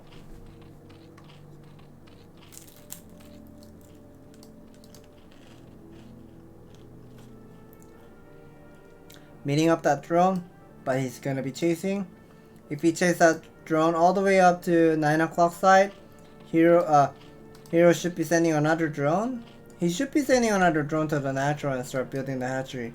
Okay, I guess he does manage to put down the hatchery on time over here.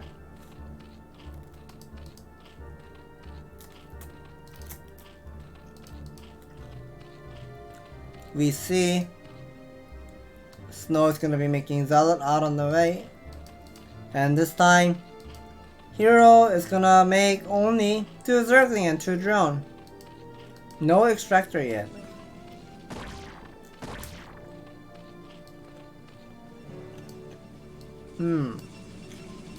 Nothing is going crazy so far. Okay, once again, just like circuit breakers, we are seeing 2 hatchery into extractor and then 3rd hatchery. So whenever you see extractor this fast without the 3rd expansion, you're gonna be expected to see the Zergling speed most likely. Then we see Snow finally has put down the Nexus. 1 single Zealot was rotated. Couple more Zerglings will be being made.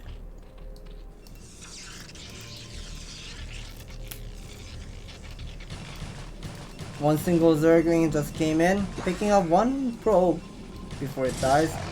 Zealot is doing some damage, picking up that last remaining Zergling on time.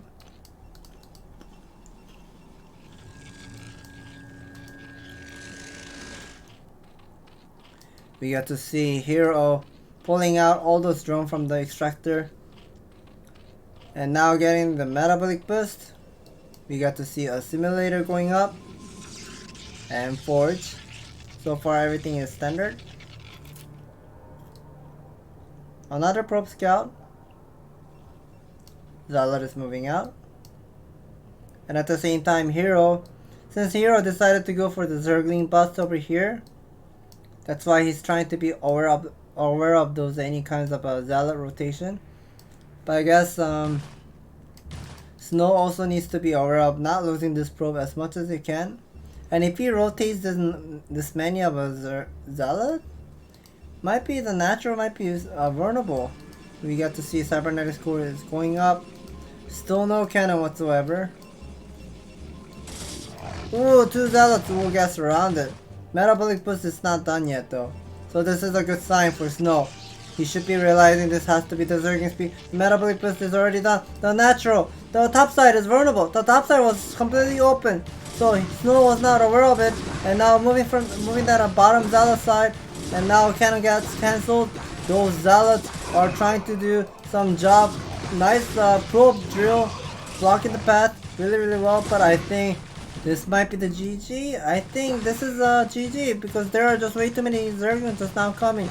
And those 2 Zealots are pretty much randomly out of place. And now Snow is just getting executed by just pure Zergling. Jesus Christ, that was a big understanding of opponent's strategy here and making a bad move. And Hero will be taking this game number 5. And the game number 5 was chosen by Snow. Snow chose Eclipse. Snow chose to play this map Eclipse and he loses on the map that he chose. That's a bad sign of this ultimate battle. So now Hero is going to be start leading this game 3-2. And Snow should be picking that game number 6 map once again. And I wonder what kind of map he's going to be selecting. The map it is going to be still remaining. We are missing 4 maps still. Ascension, Goodnight, Colosseum, and Largo. And I think Snow has chose to play on Ascension. And let's see how they were going to be played.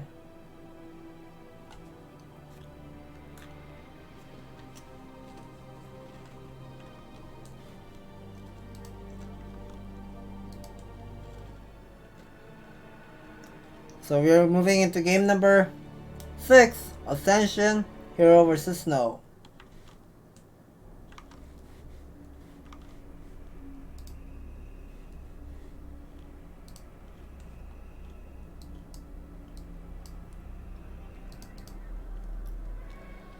Alrighty, we are seeing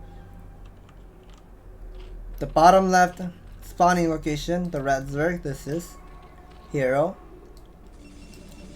And the bottom right, the blue Protoss, this is Snow. And this is a somewhat good sign for Snow that the mining from the right side is always good. And I heard if you're mining to the left side, you lose a lot of mining time.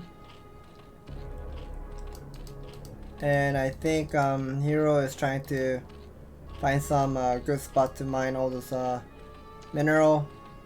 He's working on it. We get to see Pollen going down by Snow. Coming back home again.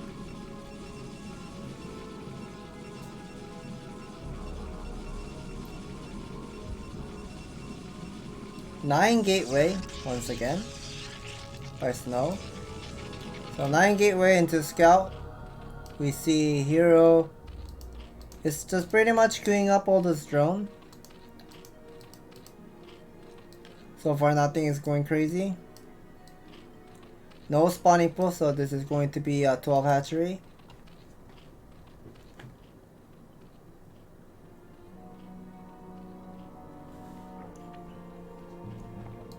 Yes, that is going to be a 12 hatchery by Hero.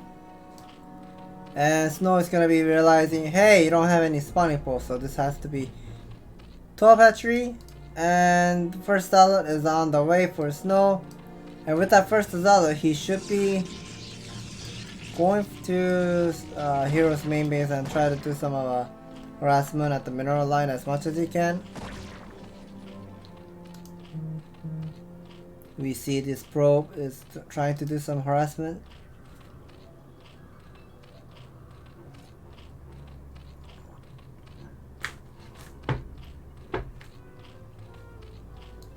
So far nothing is going crazy. I'm trying to look at the extractor timing. Still no extractor yet. So I guess Hero is not interested. Okay, Hero is going to be putting that aggressive at third hatchery. So aggressive third hatchery at the expansion at the center. We finally got to see the Zealot is coming. One drone will be coming out. Try to buy some time. Try to delay that Zealot as much as you can, but once those Zealot is attacking those drones, gotta be careful. Hero, you need to be careful. Is this drone gonna be putting down the extractor? Yes, he will. Drones are getting stacked, and now Zerglings are coming out. Zealot needs to evacuate.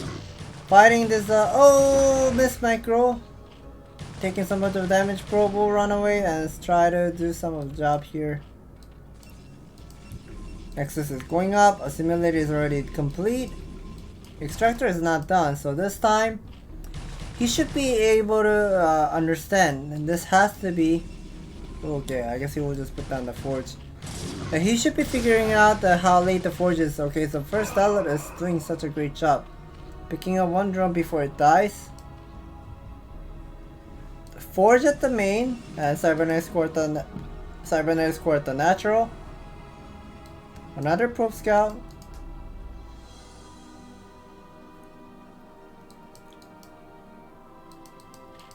Okay, we got to see metabolic boost is on the way for Hero once again. Normally, if you get this Zergling speed this late, you're not gonna go for a Zergling all in. All those early speed Zergling right now he's making, he wants to deny that scouting as much as he can. And whenever Snow is moving out with a couple of Zealot, he'll be trying to eating up that as whenever he can. And it is always a good sign when Protoss is trading those Zealot against the Zergling. Like before the +1 attack is always good for Hero anyways. Pumping up a lot of drone, yes. So this is a great thing about getting 3 hatchery into metabolic boost would be you're pretty much pumping up a lot of drone. Even if you're giving up that lair tag, not getting any respire, you still have enough money, like the power of a bank with the number of larvae, and start pumping up all those probe as well, and maybe slowly start mining the gas as soon as he starts his 5th hatchery. That means that's a sign where he needs to put down the Hydrodan. He's waiting for the money to put down the Hydrodan here. Okay, here is the Hydrodan with the 2nd extractor as well. Zerglings are just pretty much standing.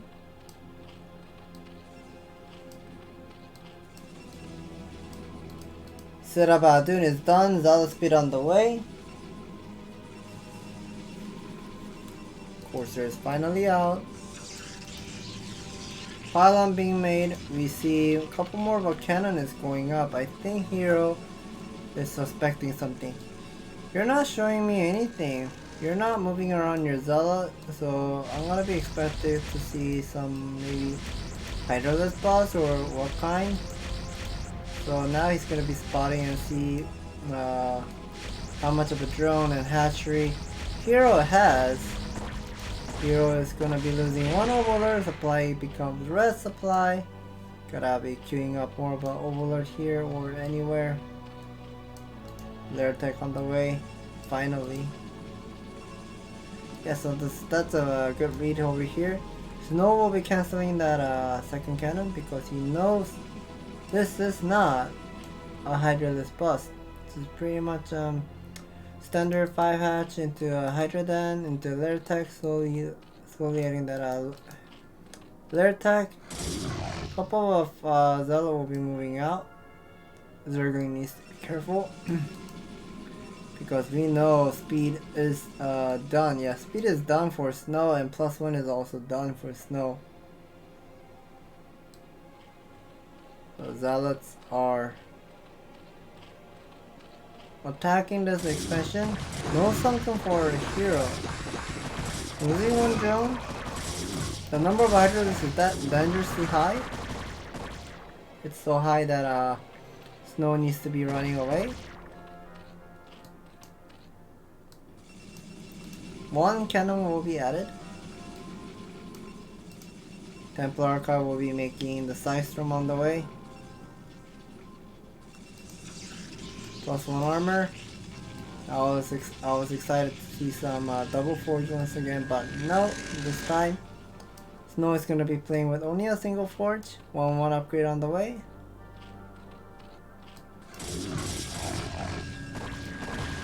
Couple of Hydralisks with the Zerglings are trying to eat up these zealots.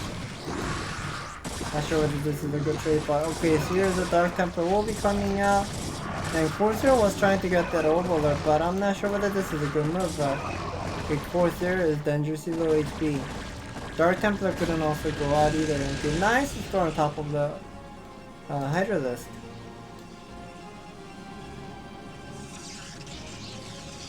Finally adding a couple more of our gateways. Still not enough.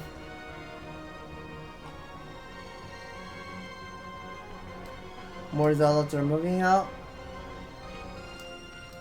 We got to see, oh! So we got to see here's a Spire attack at the natural. We do got to see 700 Vespene gas. More obelisks being made. That means he's gonna be immediately switching to Mass Muta. 800 Vespene gas. I'm looking out those Vespene guys account. 900. At the same time, this Zerg zealots will see the Zerg Spire attack at the natural. Finally, Hero has used all of the Vespene gas that he has been saving. So we are most likely going to see the Nicolas switch anytime soon. Nice drone drill. Nice picking up 1 or 2. So two drone, nicely done.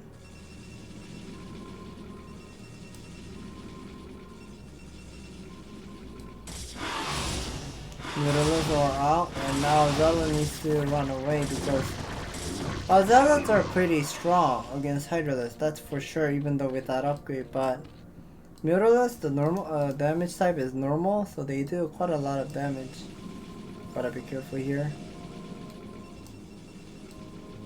So here is the Muralist was coming, but at the same time, Snow was making a couple more Corsairs here. Using storms and losing a couple of High Templars, not good.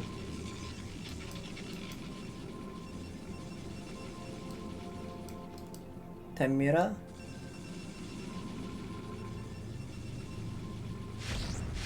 Gotta be careful. The Corsair does have +1. So Snow does have +1 attack, and we know Hero doesn't have +1 armor. So he needs to be careful here.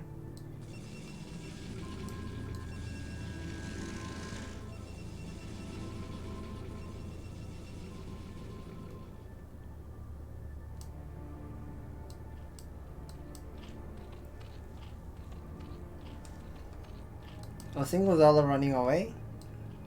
Getting some intel whether he's taking the expansion at the 9 o'clock or 10 o'clock. We see Snow finally adding the robotic facility. A lot of gateway. This is a 8 gateway, 9 gateway macro. Ooh, Scores does connect with a couple of Corsairs, picking up a couple of High Templars, but remember that +1 of Corsair damage is so strong. Nicolas is just pretty much getting all those Nicolas just pretty much wasted. Finally adding another extractor.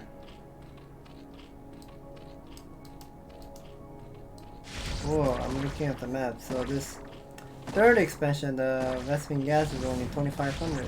Didn't know about that. Well, I guess the center expansion also 2500 Vespene gas. So if the game is just goes long and long and long for that is gonna be good for Snow, because Snow is finally taking the 3rd expansion at 12-minute mark, and that means he's just gonna take some time getting bases mined out.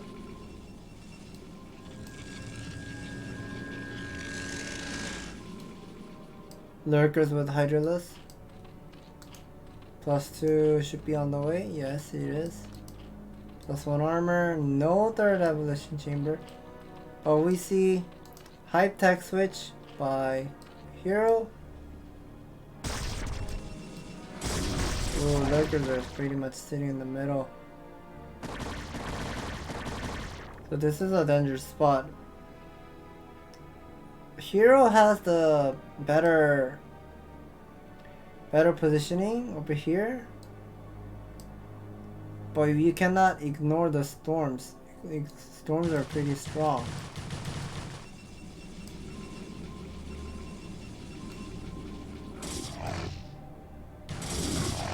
Zealots are trying to pick up those Zerglings. Nice storm picking up 4 Hydralisks. 1 Lurker is dangerously low HP. Green shot will pick up. So this 4th expansion has 5,000 Vespene gas, so that's a good sign. 1 DT sneaking in.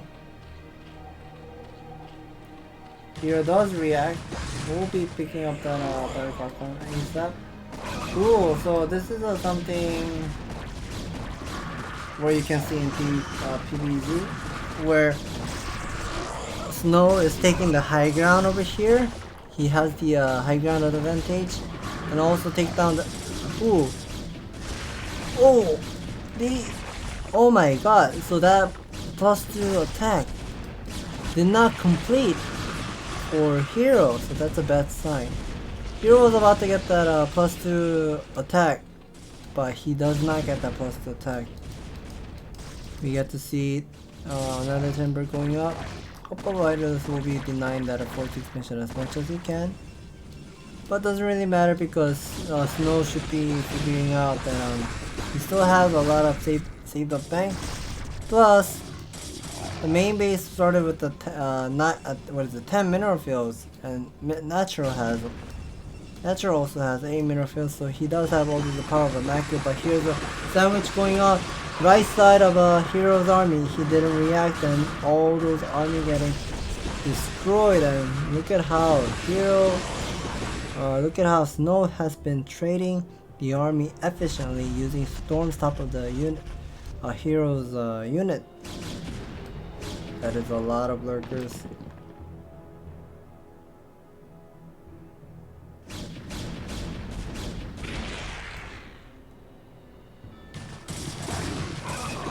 Here's a move. +2 with the +1 armor. +3 on the way for Snow, which is something that he needs to be focusing on. And now the 3rd expansion is vulnerable. I feel like Hero is somewhat off over here. He was defending that each expansion really well, but now he's just giving up that base and giving up this number of hatcheries that he has been macroing with. I'm not sure whether that's a good trade, but okay.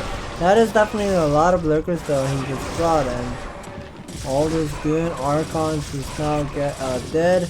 By losing those High Templar hatcheries and High Templars, this is still a good trade for Snow, because Snow is gonna have this 4th gas available very soon.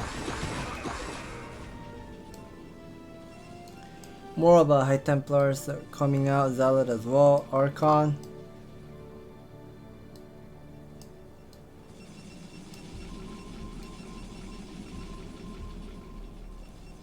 Probes are moving, about to take that the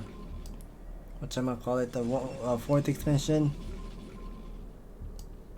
Moving couple of army towards the Heroes another expansion, but now this is kind of like reminds me of Revolver, where Hero was pretty much moving left and right and tried to defend each expansion with Lurker Hydra and Zergling and slowly changing into the Father Switch, but ooh, nice storm on top of the Hydralisk. Hydralisk are getting destroyed. And remember, Hero forgot to get that +2 attack. He was getting that +2 attack, but +2 attack was not complete earlier. That is a triple evolution chamber. He's focusing on the upgrade.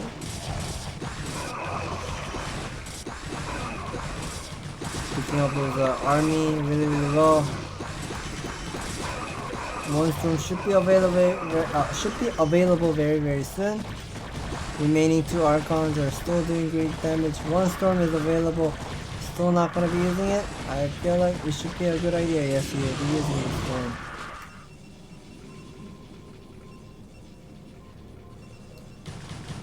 So I feel like the unit composition is slowly getting messy over here.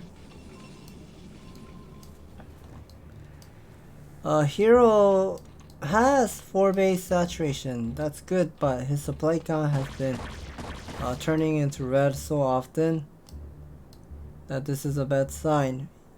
Yeah, okay, so Hero will be taking that expansion once again.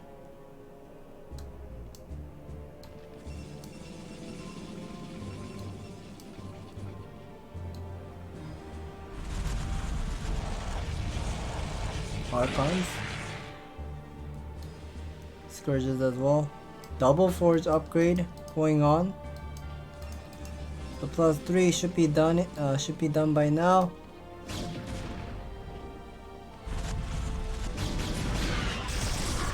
Here is the engagement going on. 1 second colony with a couple of lurkers are supporting. More lurkers are being made, but at the same time, one single Dark Templar is doing such a great job picking up drone here and there. Still no sunken.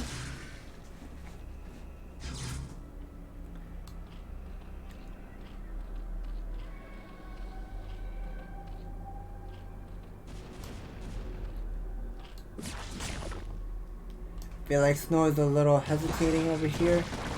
He does have a lot of saved up bank, but he's not trading against Hero's army efficiently over here.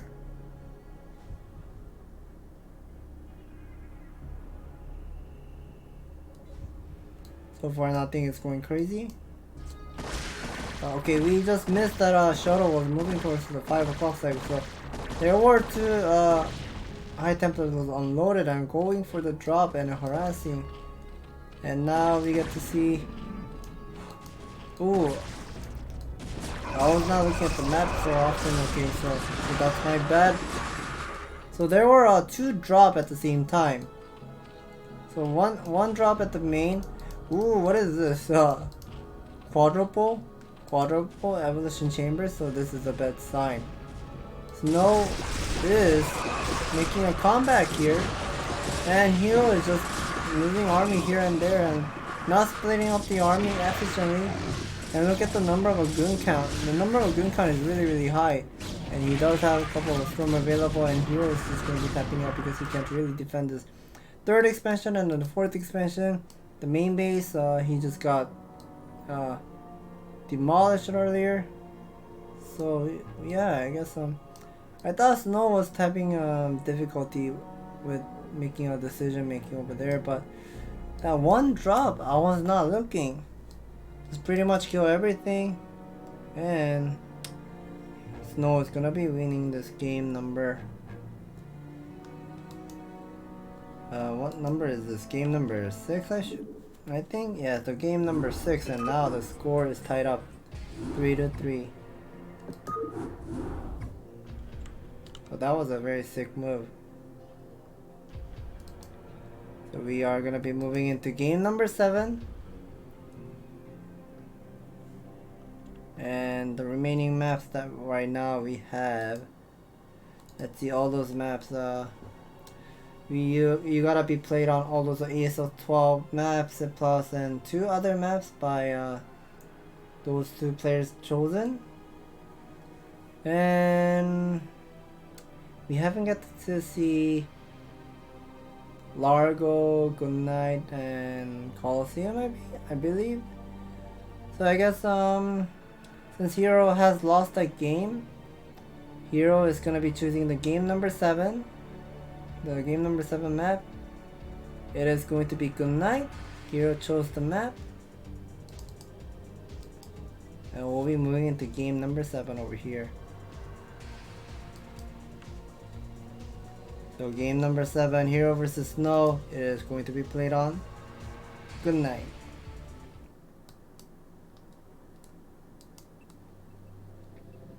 Alright. Spawning location. Well, I'm losing my voice. I think I really need to drink more of a water here. So now we get to see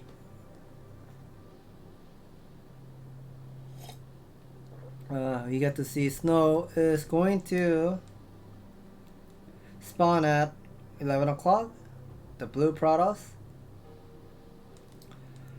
And the other side of the player, spawning location in the bottom left. This is the orange Zerg Hero. He's at 7 o'clock.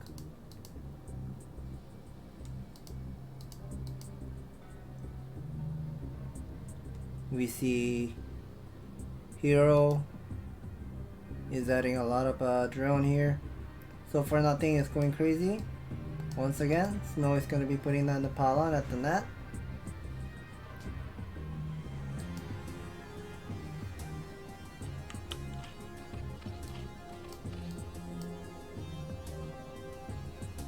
Rotating that probe a little, try to wait for the enough money,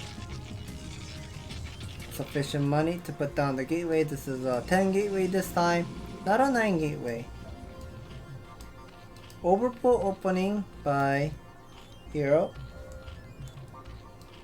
So far nothing crazy, both of the players are playing standard. And Good Night map is a 4-player map. And it's kind of like circuit breakers where, how should I word it, where it's kind of like circuit breakers, or I should say polypoid, like circuit breakers map design, or I should say circuit breaker tile set, the space tile set plus polypoid. But the big difference is there is a giant open of a center expansion that you can get hit by multiple sides from the top, from the right, or even from the left, or even from the bottom side. So there are 4 different locations can be moved and attacked to the center. We see 2 Zerglings being made, no extractor yet. We gotta keep our eyes on the extractor timing. We see the hatchery going up, hatchery into an extractor, so this is a standard opening. We see Zerg is not going to put going for extractor first into the 3rd hatchery. So once again, 1 Zergling will just try to do some harassment, but 1 Zealot, 1 probe, denying that oh, look at that Zergling micro. So that was a cute micro over here. Putting down another pylon, a simulator, no forge whatsoever. Probes will be just rotated and see what Hero is actually doing, but at the same time, there were more Zerglings being made, so gotta be careful. And we get to see this time, lair tech on the way.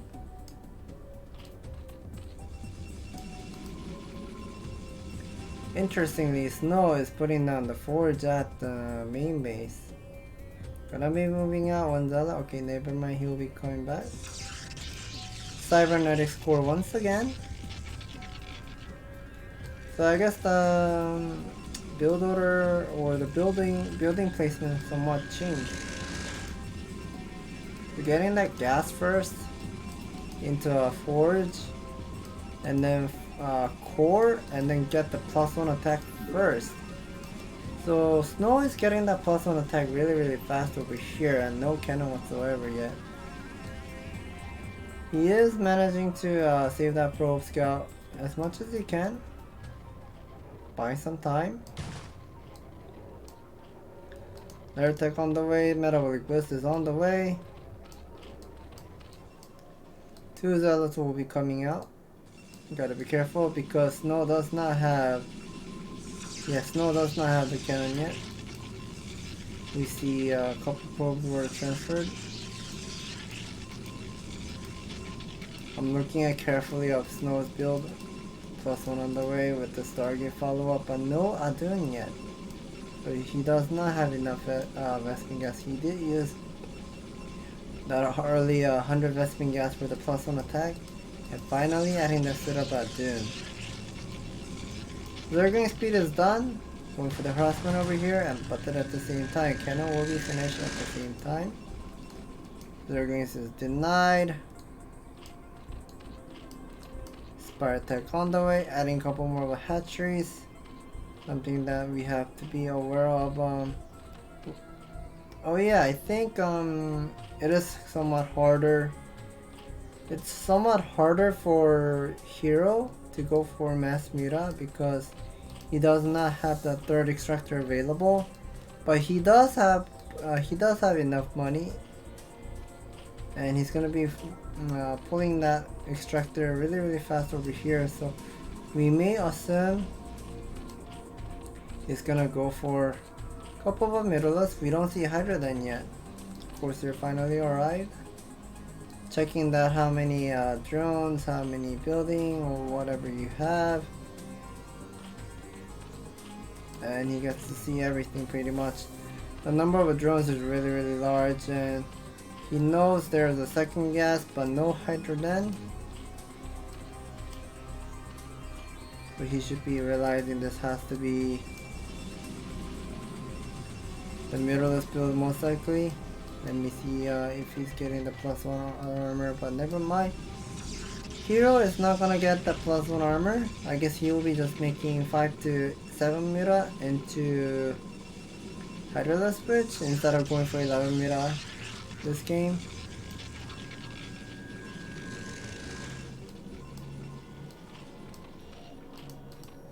Evolution Chamber with the Sunken Colony. So I like this SimCity. This Evolution Chamber with the Sunken Colony is pretty much the SimCity when the Zealot comes. +1 should be done. Yes, +1 is done. +1 armor on the way for Snow. Templar Archive as well.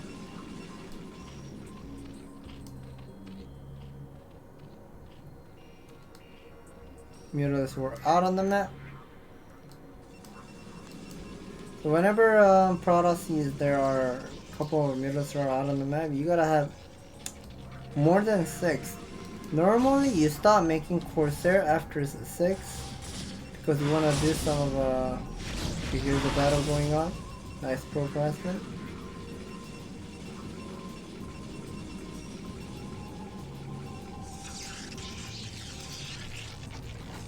Gotta be careful with the Corsair, but at the same time we see the Zealot was attacking at the natural Hydra then. Speed upgrade is done.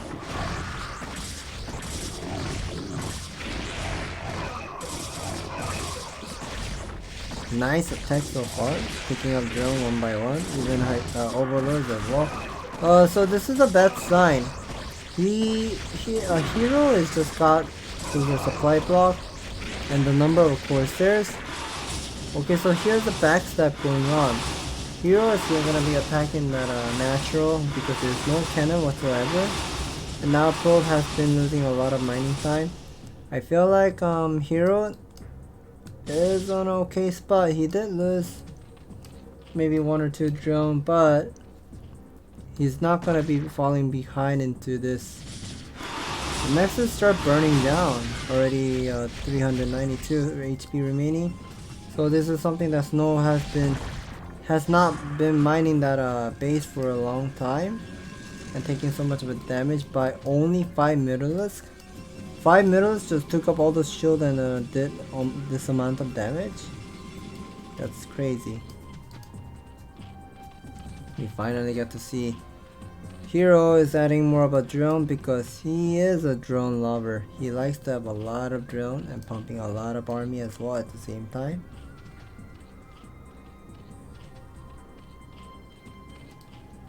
One Dark Templar will be moving up, but the Overlord, okay, we'll be changing the direction he gets to see. There's a Dark Templar. +1 armor should be done soon. Yeah, +1 armor is done. And as soon as +1 armor is done, Snow is getting +2 armor. Interesting.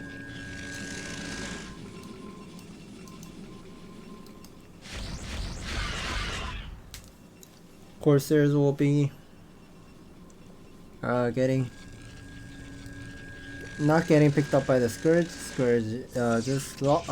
Hero lost those Scourge, so he knows Protoss is doing something. He might be coming out too.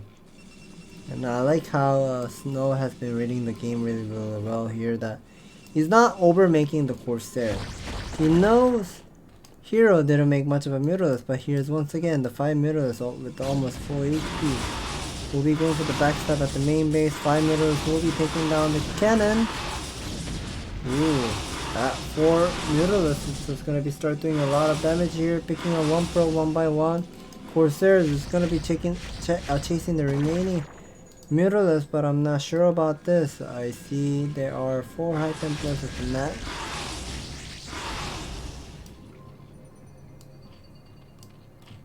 A lot of Hydralisks, more hatcheries being made. Ooh, a single Dark Templar. Yeah, earlier, Hero has seen that Dark Templar was out at the center, but with the Overlord, we got to see it. But now we get to see a couple of Zealots will be coming. Another Overlord hunting. Gonna be hunting a couple of Overlords over here at the main base.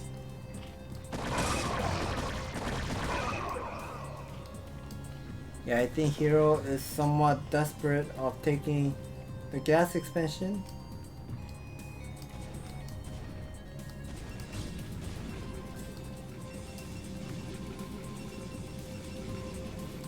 So far nothing is going crazy. Here's once again, couple of middles will doing some of the harassment. I think Corsair really needs to come back here. Corsairs are coming. You should be able to kill this middles immediately. Losing another probe, that's not good. 54 worker, 55 worker count for Hero. That is definitely a lot. I feel like he just has way too many drones at the minor expansion.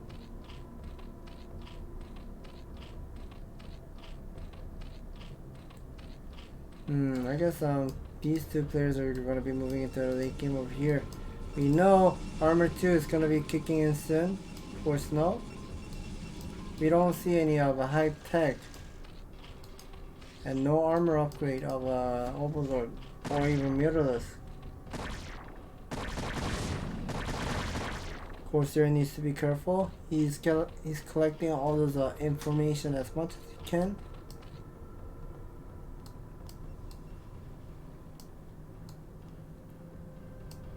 Nice rotation of a couple of Zealots. Guns are out as well.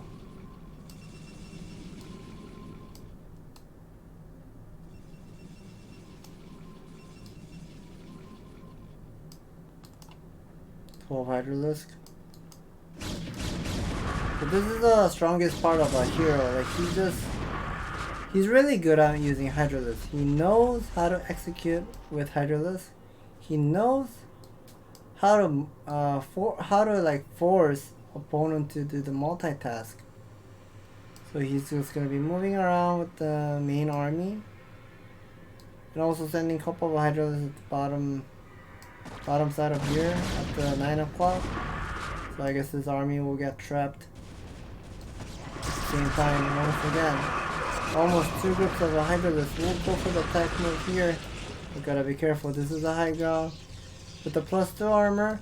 And do you have +2? Yes, you do have +2 attack of a Hydralisk. But these armor 2, which is pretty much cancelling out those Hydralisk attack damage upgrade, And now these hydras is pretty much trapped. Finally putting down the Nexus. Hopefully the main base is not mined out. Yeah, the main base is not mined out, so that's a good sign.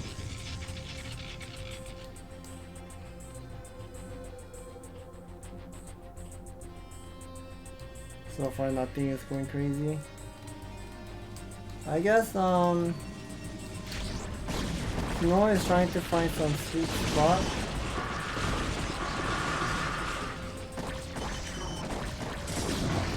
Here is the Overlord moving.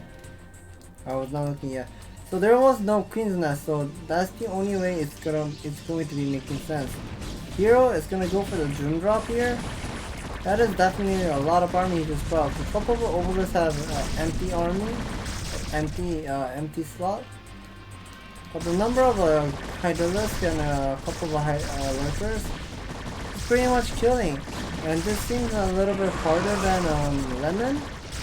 Because Lemon, ooh, at the same time, so Snow has transferred that almost two groups of probe and just lost so many probe at the mineral expansion at the same time. So that job was insanely good for Hero, and I think this is dead. Like, I was looking at the drop and at the same time, but I was not looking at the mineral expansion here. But so Hero did kill all of the probes, and now all those armies is getting surrounded from the back and forth, or I should say up and down. And now this mineral expansion is also vulnerable. Main base Nexus is completely destroyed as well, and this Lurker is still alive. That was a that was a very good play.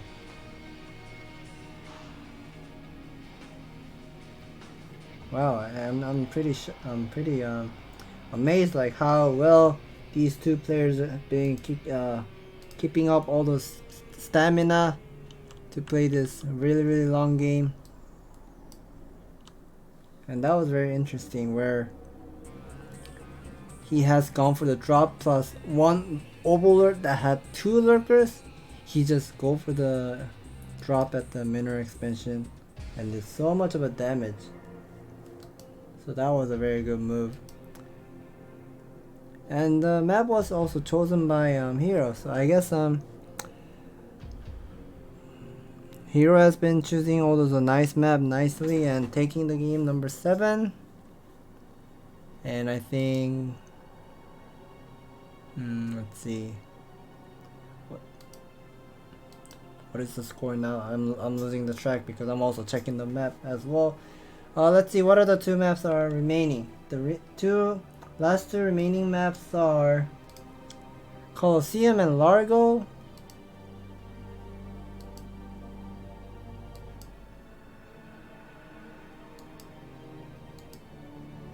And I guess Hero is leading the game by 4-3. So that's a good sign. Because Snow is the one that's challenging against Hero. And Hero has been taking down Snow in ASL Season 11.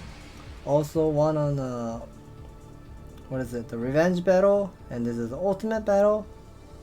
If Snow loses the Ultimate Battle event, this is a bad sign. And I think Snow chose the map Colosseum. Yes, we are seeing from those map pool, Snow chose Colosseum and he banned Ground Zero. And I think we are ready. We're gonna be moving into game number 8, Hero versus Snow. Hero is winning the game still, 4-3.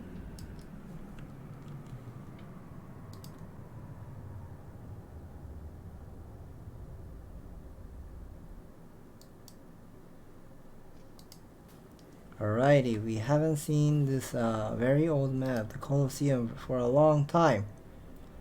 And now we get to see this map once again on this Ultimate Battle. The map is chosen by Snow.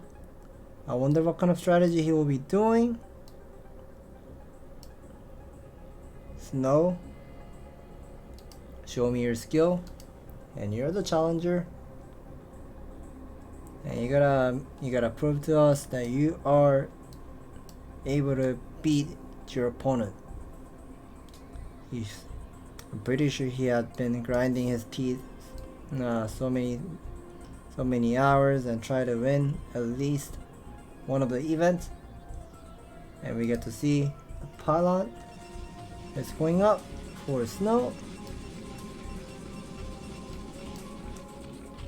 And so far we see nothing is going crazy. I was kind of like excited to see some like a sunken rush, like how you can do it on Ringing Bloom. You can do 9 pull with the sunken rush, but I guess he's not interested of doing that kind of strategy. We see gateway going up, so interesting. Wall, I should say. I thought normally you put down the gateway over there at the top side, so gateway into a forge and then have this empty spot open and using those zealots with the pylon or even zealot with the maybe probe. But I guess we'll be seeing the overpull opening by hero and then expanding. And this time, Snow is not gonna do the end scout. He had been showing us those end scout multiple games, but this time he is not gonna do the end scout. And now we get to see hero is gonna be spotting the zealot, the gateway, and the zealot should be coming out very soon. We see, okay, 2 Zergling with the 2 drone once again. Zealot now coming out.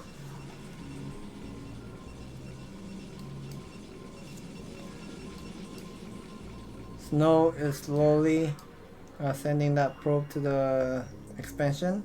I think he wants to take that expansion soon. Third hatchery going up and extractor at the same time. So now we can get to, I have explained this so many times and you should be able to understand this is not going to be a Zergling all-in. We see those Zealots versus Zergling dancing around. These 2 Zergling will be sneaking in. Probe needs to run away. Probe scout, he does get to confirm the extractor timing.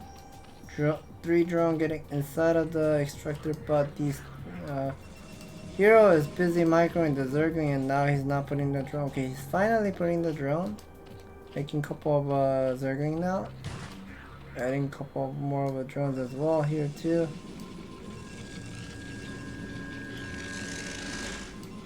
Interestingly, no forge whatsoever so far.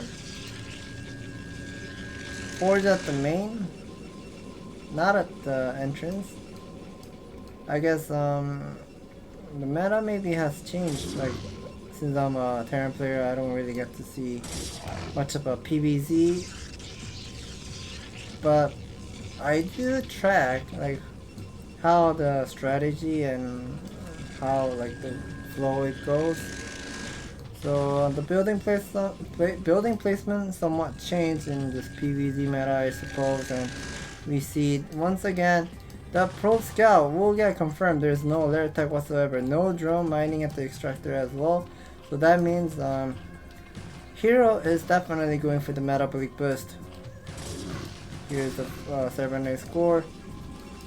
Single zealot chasing the single Zergling right now. Zergling needs to be running away. I don't know how many kills he just got. 1 single cannon going up for Snow. This is a good sign. And let's see how many mineral fields they are. So there are 7 mineral fields. More hatchery being made. Finally probes gets picked off.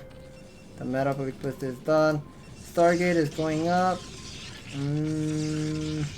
Try to look at the Adun, but I don't see Adun yet. Okay, here is the Adun going up for Snow. Interestingly, there is a little tiny spot. For some reason, there's a tiny spot that probes can move so that's not a complete blocking the path to making one of the probes getting stuck.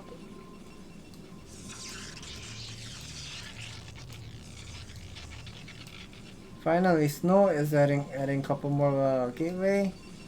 He does have the second simulator, but he's not mining. Ooh, what is this? Okay, so this time what we are going to be seeing is +1 into Abdun, and then 4 gateway followed by Snow. Snow is cutting a couple of probes here because he wants to put all those gateway, all those infrastructures early and try to do some of the damage. We're looking at the heroes each bases. He does have 5 hatchery, but no lair tech whatsoever. Hydraless speed on the way with the +1 attack should be okay. Does not have enough Vespene gas. He should be starting that +1 Hydraless very soon. +1 attack is going to be finished for Snow too. So that means Snow is going to be start focusing on a +1 armor as well. Okay, finally we get to see this +1. Hydraless are now out. Lair tech started now, so Snow figures out, oh, you just started the lair. So he's getting all of the intel as much as he can. Nicely done. But I'm somewhat afraid of these 4 gate Zealot pressure with the +1 attack. The +1 attack is done. Zealot speed is also done. Trading those Zealot against Zergin efficiently, really well. And the number of Zealots is just too many. The number of Zealots is just way too many. Hero needs to run away. One of the Corsairs is still alive and scouting and picking up the one by one, irritating as much as he can. Ooh, look at those Zealots are so strong that picking up the Hydralus really well. Okay, at the same time, losing a couple of overlords, not a good sign. I'm not sure. Look, if I look at the supply count 50 versus 63, it is still playable, but I feel like Hero is gonna be taking so much of damage over here. Yeah, look at those Zealots, pretty much trading against those Hydralus for free, really well. You get to see Snow finally adding one more gateway, so this is total 5. And I'm kind of like looking at his base. I feel like he has rallied all those nexus to his natural, and he's trying to saturate this base. There are 8 probes right now AFK. Zealot has been doing so much of a damage here and there, but if you want to just power up the macro, he needs to like put this worker into the mineral field so he can start boosting it up. Yeah, I think he rallied. He rallied these double nexus on the same spot, and look at this. There are 10 probes. Yeah, you have 10 probes. You have like more than enough. You don't really need to make more, but I guess Snow will be making a couple more. 1 Zealot still remaining. And Hero has been struggling to defend. I thought he completely defended, but I guess he didn't. Okay, one of the Dark Templars was sneaking in, picking up 2 kills, 3 kills. Another one. And I guess here's a little bit of a... Both of the players are losing the concentration, just like how I am also losing my concentration because I am casting this and also doing the observer mode, observer screen, and also have the commentary, and yeah, players are also getting making some mistakes, and I am also making some mistakes, not catching all of the Dark Templar moves. So I apologize that I'm not catching all those screen at the same time. I'm losing my voice as well here too. But I'm trying my best to do this commentary. We see 39 workers versus 43. We get to see gun range upgrade on the way. So So it looks like this is a solid saturation. Solid saturation for snow.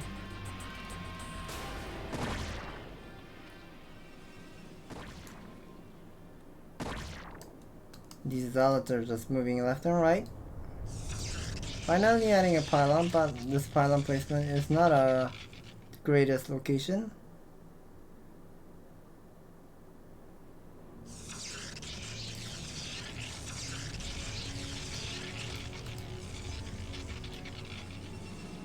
We get to see this is a 8 gateway macro. Robotic facility is going up. Gun range is finally complete. 1-1 upgrade and +2 upgrade. So this time, ooh, so here's the counter middle just now came. Oh, so here was the spire. I was looking at bases, but I didn't get to see any of the other text, so I was not expected to see the middleless counter. Here's the middleless counter, picking up some probes as well. 31 probes versus 39. If I recall it correctly, Snow had 42 workers. Now it went down to 32, even losing more of a probe count. Even High Templars for like this is a very big trouble for Snow. Snow is, yeah, for some reason it's really hard to see minimap, the purple color minimap, which is an orange tile set. So we see these middlers are trying to go for the harassment more. Yes, Snow has just transferred the probe. Gotta be careful. Corsair is out too, but does not have +1. Couple of probes were transferred to the third expansion as well. Hero is just pumping up a lot of Hydralists and a couple of drones here and there. And let's see. Here are the 8 Mutalists though.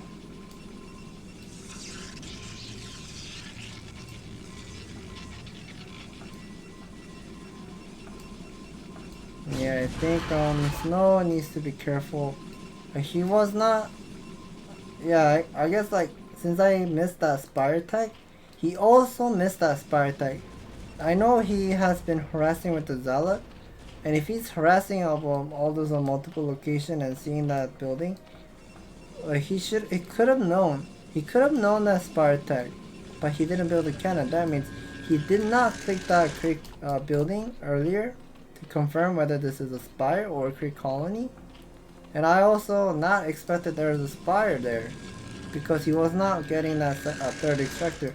If we look at the third extractor, look, he just started mining. All those 11 middlelists that he made. 11 middlelists that he made earlier, he just did it with only two gas. And now he does have Hero does have the third gas right now. Another forge going up. +2 is already done. Once again, the middle harassment. Back to 47 worker. Really nice. But at the same time, we see this is a 12 drone transferring to 5 o'clock. We saw there are a lot of yeah, that is definitely a lot of drones. Gotta be careful, but at the same time, Nicolas will just dive in. Picking up a couple of High Templars. I heard High Templars were dying. Of course, are intercepting the Nicolas. Nicolas needs to split. They're all taking those splash damage. Nicolas needs to run away. And at the same time, now this 5 o'clock expansion is secured. We'll be transferring all those drone.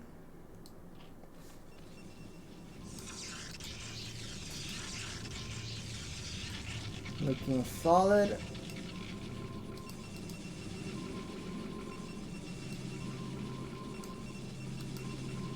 +3 on the way and a +2 armor on the way. So here's something that you have to remember is that whenever Zerg is playing the hype tech, plus taking another spawning location, that is the time that Snow needs to, I guess, products like Snow has to do something. If you just let hero to take that another spawning location for free with the hype tech, with the defiler mount, and then adding an Nidus canal, like connecting those both of the location. You're just gonna be losing a lot of army left and right and pretty much defending each side easily. One Dark Templar was thinking, but will get spotted.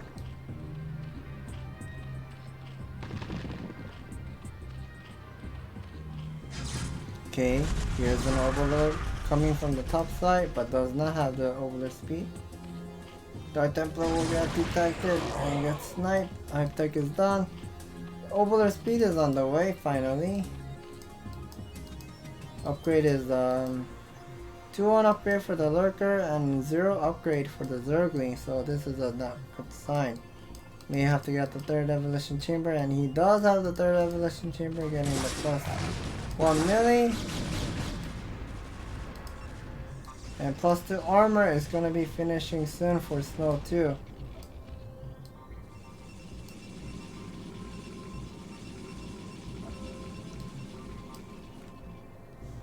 I'm looking at carefully of these High Templar, how much of energy he has. He does have about 6, or not even level 6. He does have about like 8 storms available, but gotta be careful. This terrain is so narrowed and also high ground, and if you make a mistake, you're gonna be start losing a lot of army there.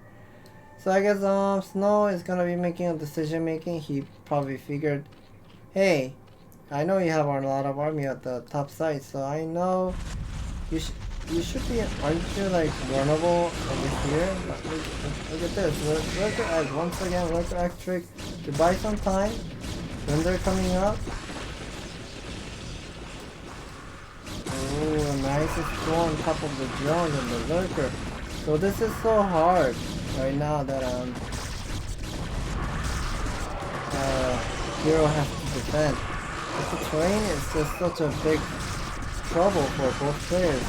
It's so narrow, but at the same time, these number of guns are getting killed by the mass Zergling. But I think Snow has traded that army efficiently there. And Snow has seen there's a 5 o'clock expansion, but I guess he will just let Zerg hero to take it. I'm not sure about that, but let's see what kind of decision making he'll be doing.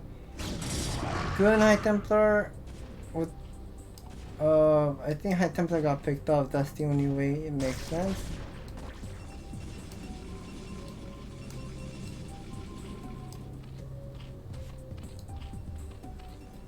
More High Templars being made.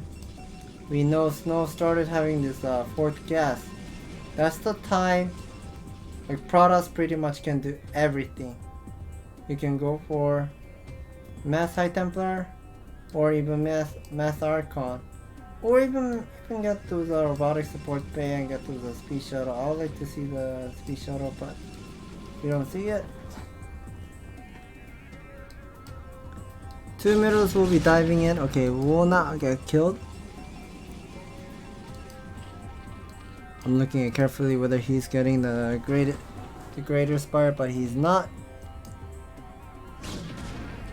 One gun was chasing the middles all the way. Nice defense. Ooh, that is a lot of a lot of lurkers, just like Siege Tank. Okay, so we see one Dark Templar was unloaded, picking up drone, and at the same time he'll be attacking.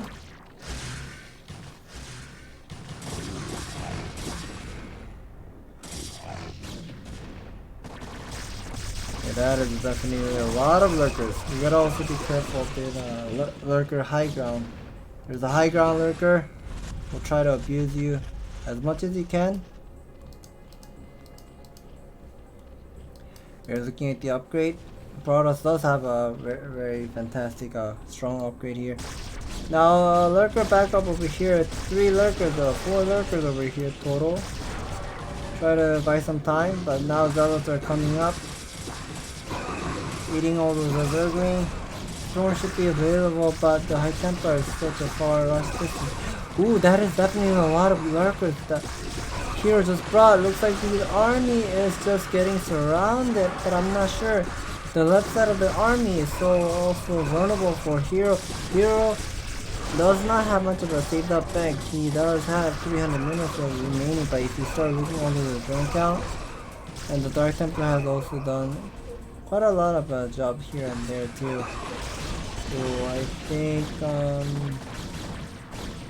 this is not looking great. This army is pretty much trapped, but at the same time, Snow is going to be rotating a couple of Zealotors to the 4th o'clock.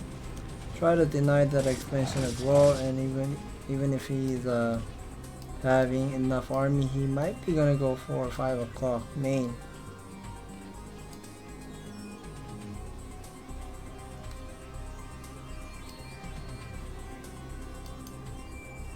Nothing is going crazy right here once again. Zealot diving in, but this is not a good sign because there's a high ground sunken.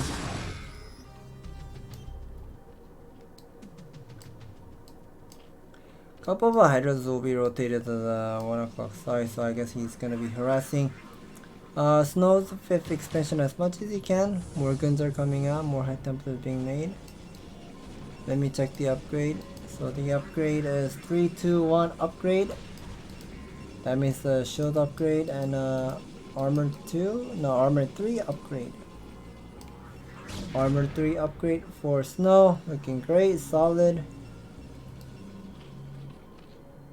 Yeah, both of the players has been fighting so much that they need some time.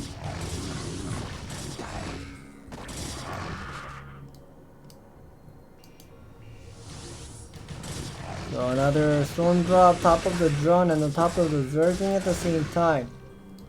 So a lot of drones are getting picked up.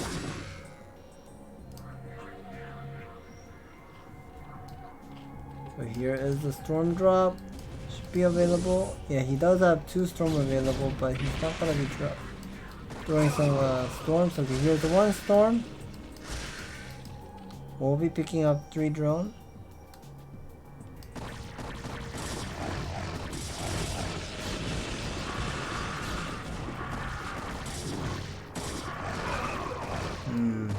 I don't know if this is a good trade, but here's once again, lurkers are loaded up into the Overlord. I'm losing my pace of doing the observer mode here. I'm really getting tired here too because the game is I've been casting this like without taking a break here so far. So both of the players, main base is mined out, natural is mined out, but Snow has been mining that 3rd expansion for a while, so Snow is still on a great spot. He does have the 4th base and also the 5th base, which is now complete. He's slowly changing into this late game and splitting the map in half. We get to see the Nexus has +1 shield, so that means a +3 armor upgrade is done. Yes, that is done, and we see more High Templars just being made.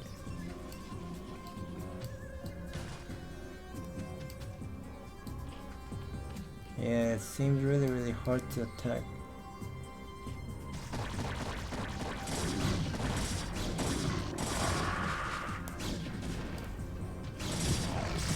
The hero is trying his best to take that 3 o'clock expansion, but lurkers. The lurkers are definitely strong, but that's a wrong dark swarm earlier. Didn't much getting all this benefit there. Throwing a couple of zealots and using 1 storm, nice storm here and there, picking up the lurkers. And I feel like Snow wants to contain him. Like Snow wants to contain this 5 o'clock, but at the same time, he does have the Nidus Canal. He will be constantly rotating. Ooh, look at that High Templar, gotta be careful.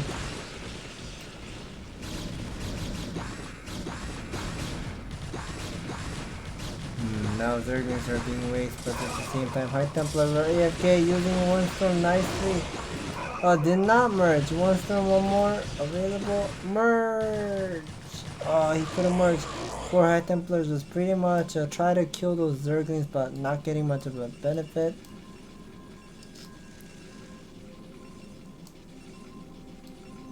Both of the players are not really attacking.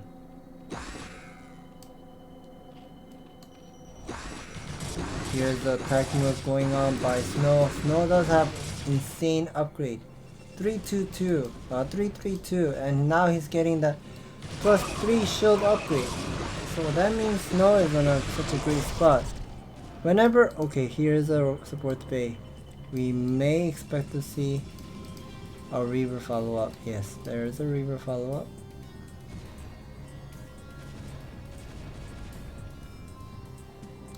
But at the same time, Snow is gonna be attacking this 7 o'clock, the 3rd expansion. And if Hero gives up this expansion, he's gonna be losing his important buildings, macro hatcheries. You may think macro hatcheries, like not taking it down, is okay, but it actually matters. The number of larvae right now really needs, can just do a lot of stuff, but if he needs to do something, he needs to defend this.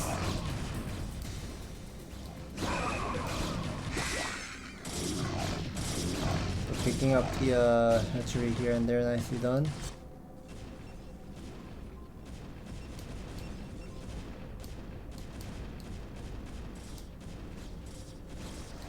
A lot of battle going on. Okay, here are a couple of alerters with the Dark Storm. Storm is available, definitely. That Mass Gun with the Archon with the High Templar is just pretty much supporting really well. Nice Storm top of the Zergling and a couple of Scourge. So yeah, whenever Zerglings are coming, they'll stand in the front. Archon will be supporting from the back. So that's what we're right now seeing. And Hero really couldn't keep up the game because the map was pretty much divided in half, and Snow was keeping up and keeping this pace really well. And now, yeah, this is a victory for Snow. So the score is going to be tied up 4-4. That was a very good play, like how Snow was keeping up this game. And sneaky Dark Templar as well, like loading up from the main base and unloading over here. That was very cool. So that is really something that we can understand. That he really wanted to play on Colosseum because he is confident. He's understanding the map really well as well, and know what the weaknesses of Zerg in that kind of game scenario as well. So now the score is 4-4. The last map, it is going to be Largo. Even though Hero lost the game, Hero cannot choose the map. Hero really cannot choose the map because that is the last map of today. This is a 9-game series. We'll be going in right now. So Hero versus Snow on Largo. This is the final game. Game number 9 on Largo. And spawning location in the bottom right, the yellow Protoss. This is Snow. And let me turn off this replay panel and research tab. And spawning location in the bottom left, the red Zerg. This is Snow.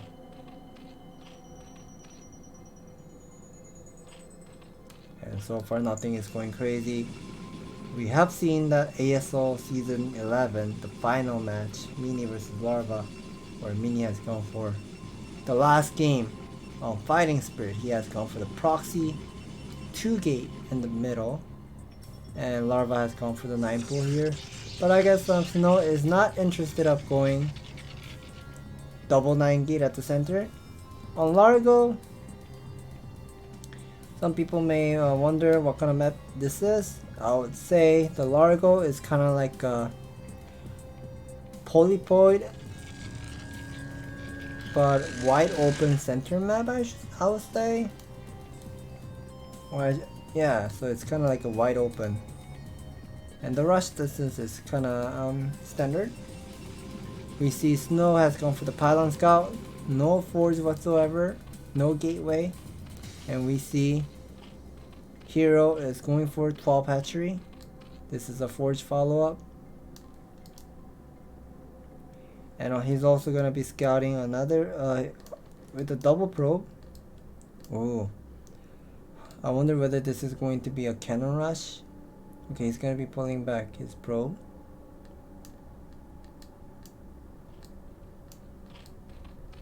Yeah, I was trying to figure out whether this is going to be a cannon rush by Snow, because normally whenever Protoss is going for like really fast forwards, you may assume you may go for the cannon rush if it's possible, but this time he can't really, because look at Hero.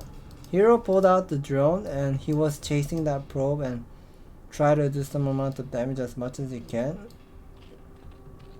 So now, this is not going to be the cannon rush. We see the probe is gonna be just moving around and see. Okay, we see extractor once again. 2 hatchery into an extractor. No third hatchery. Finally, Hero is putting out the third hatchery. So this is a sign of... Oh, okay, so never mind, no. Maybe he wants to get that lair tag really fast. Yeah, whenever you're going for the 2 hatch into extractor and the third hatchery, you're most likely gonna go for metabolic boost. And getting that metabolic boost early stage of the game, it's really powerful against Protoss, because whenever Protoss is going for gateway expansion, you don't have any cannon until you're like pretty much done building all of the cybernetics core simulator and whatsoever. But this kind of game scenario where you have gone for the forge first, you'll be putting down the 1 cannon anytime soon. So now we're gonna be seeing whether yeah, so this is what we are seeing. Hero will be putting down the lair ASAP. He knows he cannot do anything with Zergling speed. And with that scouting overlay, we'll be spotting that natural forge was getting the +1 attack really fast as well. Cybernetic score is going up. Snow has 250 gas. I find that this is kind of like unbalanced. But we see here is 10 probe at the main. And 9 drone at the net. Another probe scout going out. Hero is gonna be adding a couple more of Zerglings, because soon Snow will be having 2 zealots and gonna be moving out. And whenever there are 2 zealots are moving out, he needs to have at least 6 Zerglings to stop. And he does have 6 Zergling already. Metabolic boost should be kicking in soon and should be picking up that probe anytime soon. Yes, the metabolic boost is done. Zergling is going to kill the probe. Nicely done. Drones are now coming out.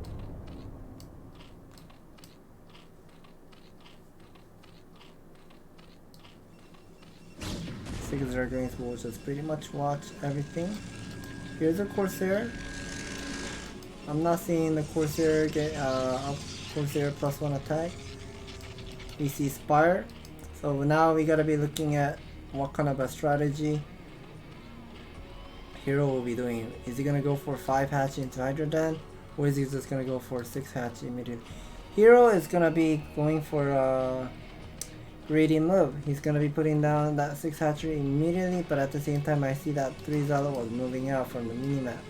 I caught that, and 3 Zealots just picked up 1 Zergling, nicely done. We don't see any of a building. No Hydra Den, no Extractor. We gotta see a little bit more. I have a strong feeling this is going to be a heavy Mira opening. Okay, Corsair will be spotting the Extractor and this Artgyr colony. And he does get to see. As soon as he gets to confirm how many Extractor and buildings Hero has, he's gonna be immediately figuring out that that has to be the Muta, course, what is it, Muta Scourge build, but I guess he's not getting that +1 attack for some reason. Corsairs are running away from the Scourge and Hero was not looking at it. A little bit of a mistake, but at the same time, 4 Zealot aggression over here. Nice drone drill, but not a nice drone drill. We'll be picking up. Okay, Zealot speed is not done. But these 3 middles will be picking up. We'll be picking up the Zealot nicely done. Okay, here is the 3 Corsair. And 1 Dark Templar was about to... It is about to sneak inside of the main base, so this is a bad sign. Hero is right now squeezing all those money for the Moral Overlord. He did lose 1 Corsair, not getting the +1 attack still. Single Dark Templar picked off 4 drones. Okay, 2 kills for the Zergling. Nice kill so far. Corsair needs to run away. Waiting for the Overlord just now came out. We'll get around those Dark Templar. Dark Templar needs to run away. Cannons as well. Armor 1 as well. Armor 1 on the way. I'm looking at carefully what Snow is going to be doing. I guess Snow is just going to be making all those number of Corsairs without +1. Whenever you're going for +1, you're not going for +1, you don't make much of a Corsair, but he'll be making many Corsairs because he knows this has to be the Mutalist follow-up. He does have 5 Corsair, making more. And he does, he did trap one of the probes so he can start stacking all of the Corsair when he can. More middles being made, finally adding a Hydra Den, Evolution Chamber, second sunken colony as well. So this is a super late Hydra Den right now we are seeing. We also see Hero is squeezing all those money for Scourge. How many Scourges is this? 4, 7, so that's about 11.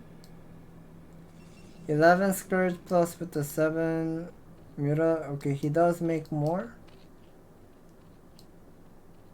Even more. So that is about...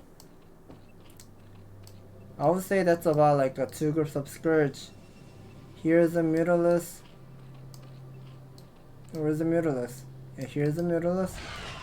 Oh no! All those ooh, did you guys see it? Oh, okay, so here's the battle going on.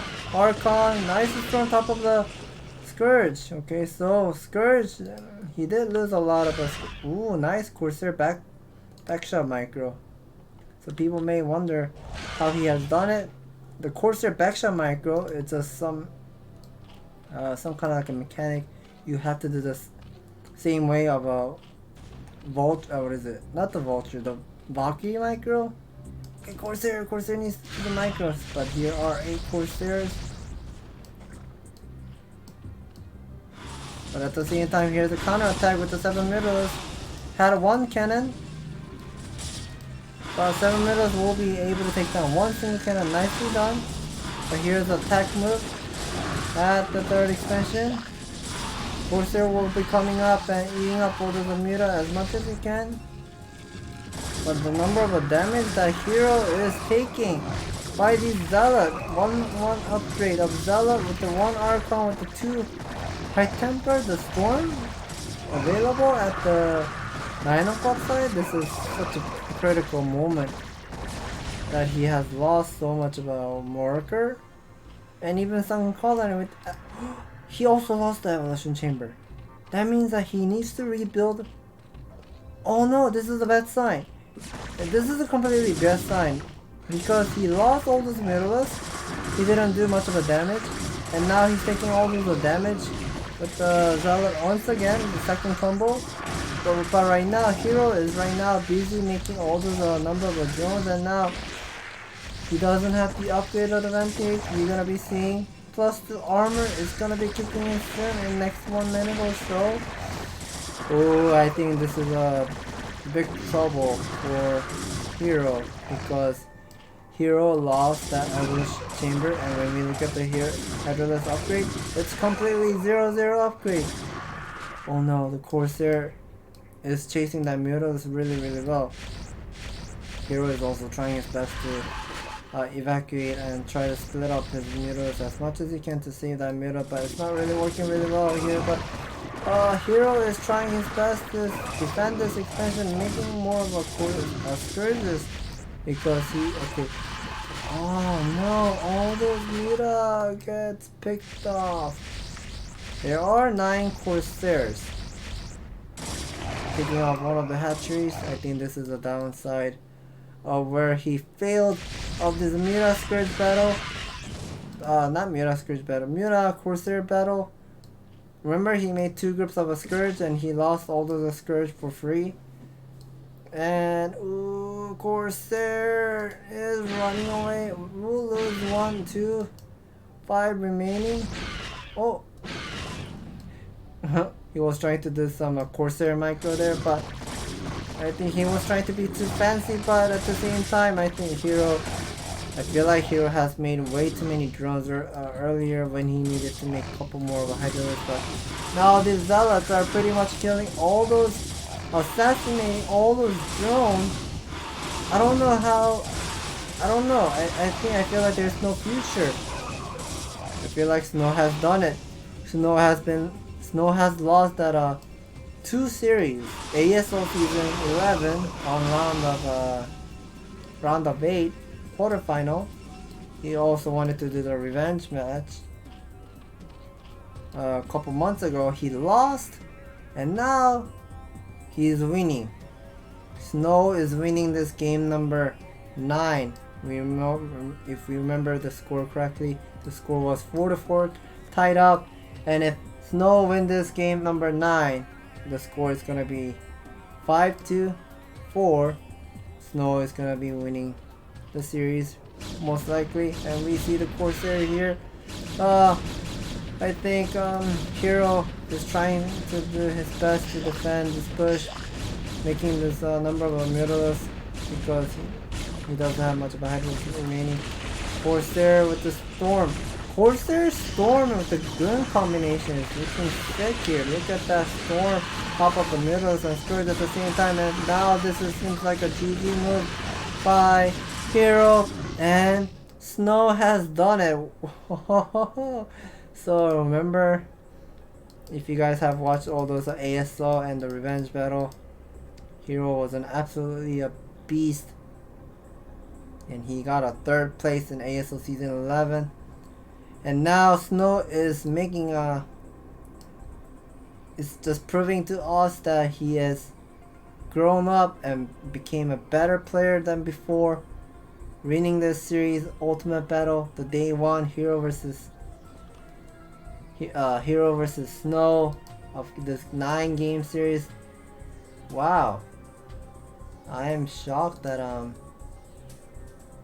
couple of moves that where Snow has done, like if we try to remember, like from a couple months ago, like of how Snow was playing, he wasn't, how should I word it, like he wasn't like harassing well, I should say.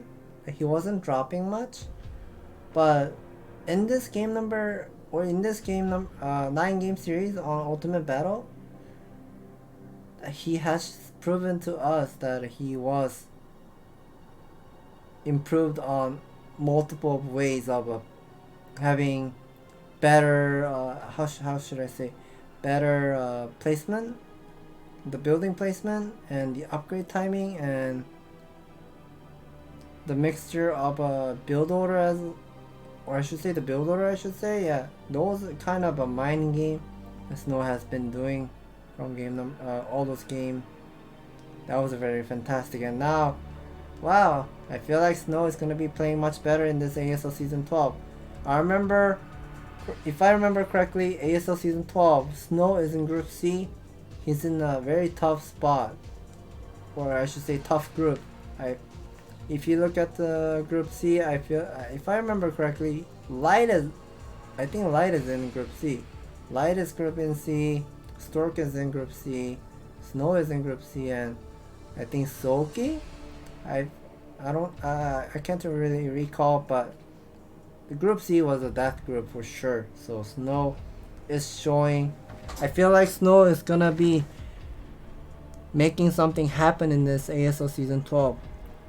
So I'm looking forward to see how Snow is gonna be performing in the ASL stage. So thanks for watching today's stream of this Ultimate Battle event hosted by StarCastTV. Thank you for watching, and we're gonna be having day 2 next week, same time, same place, and see you guys next time. Take care, everyone.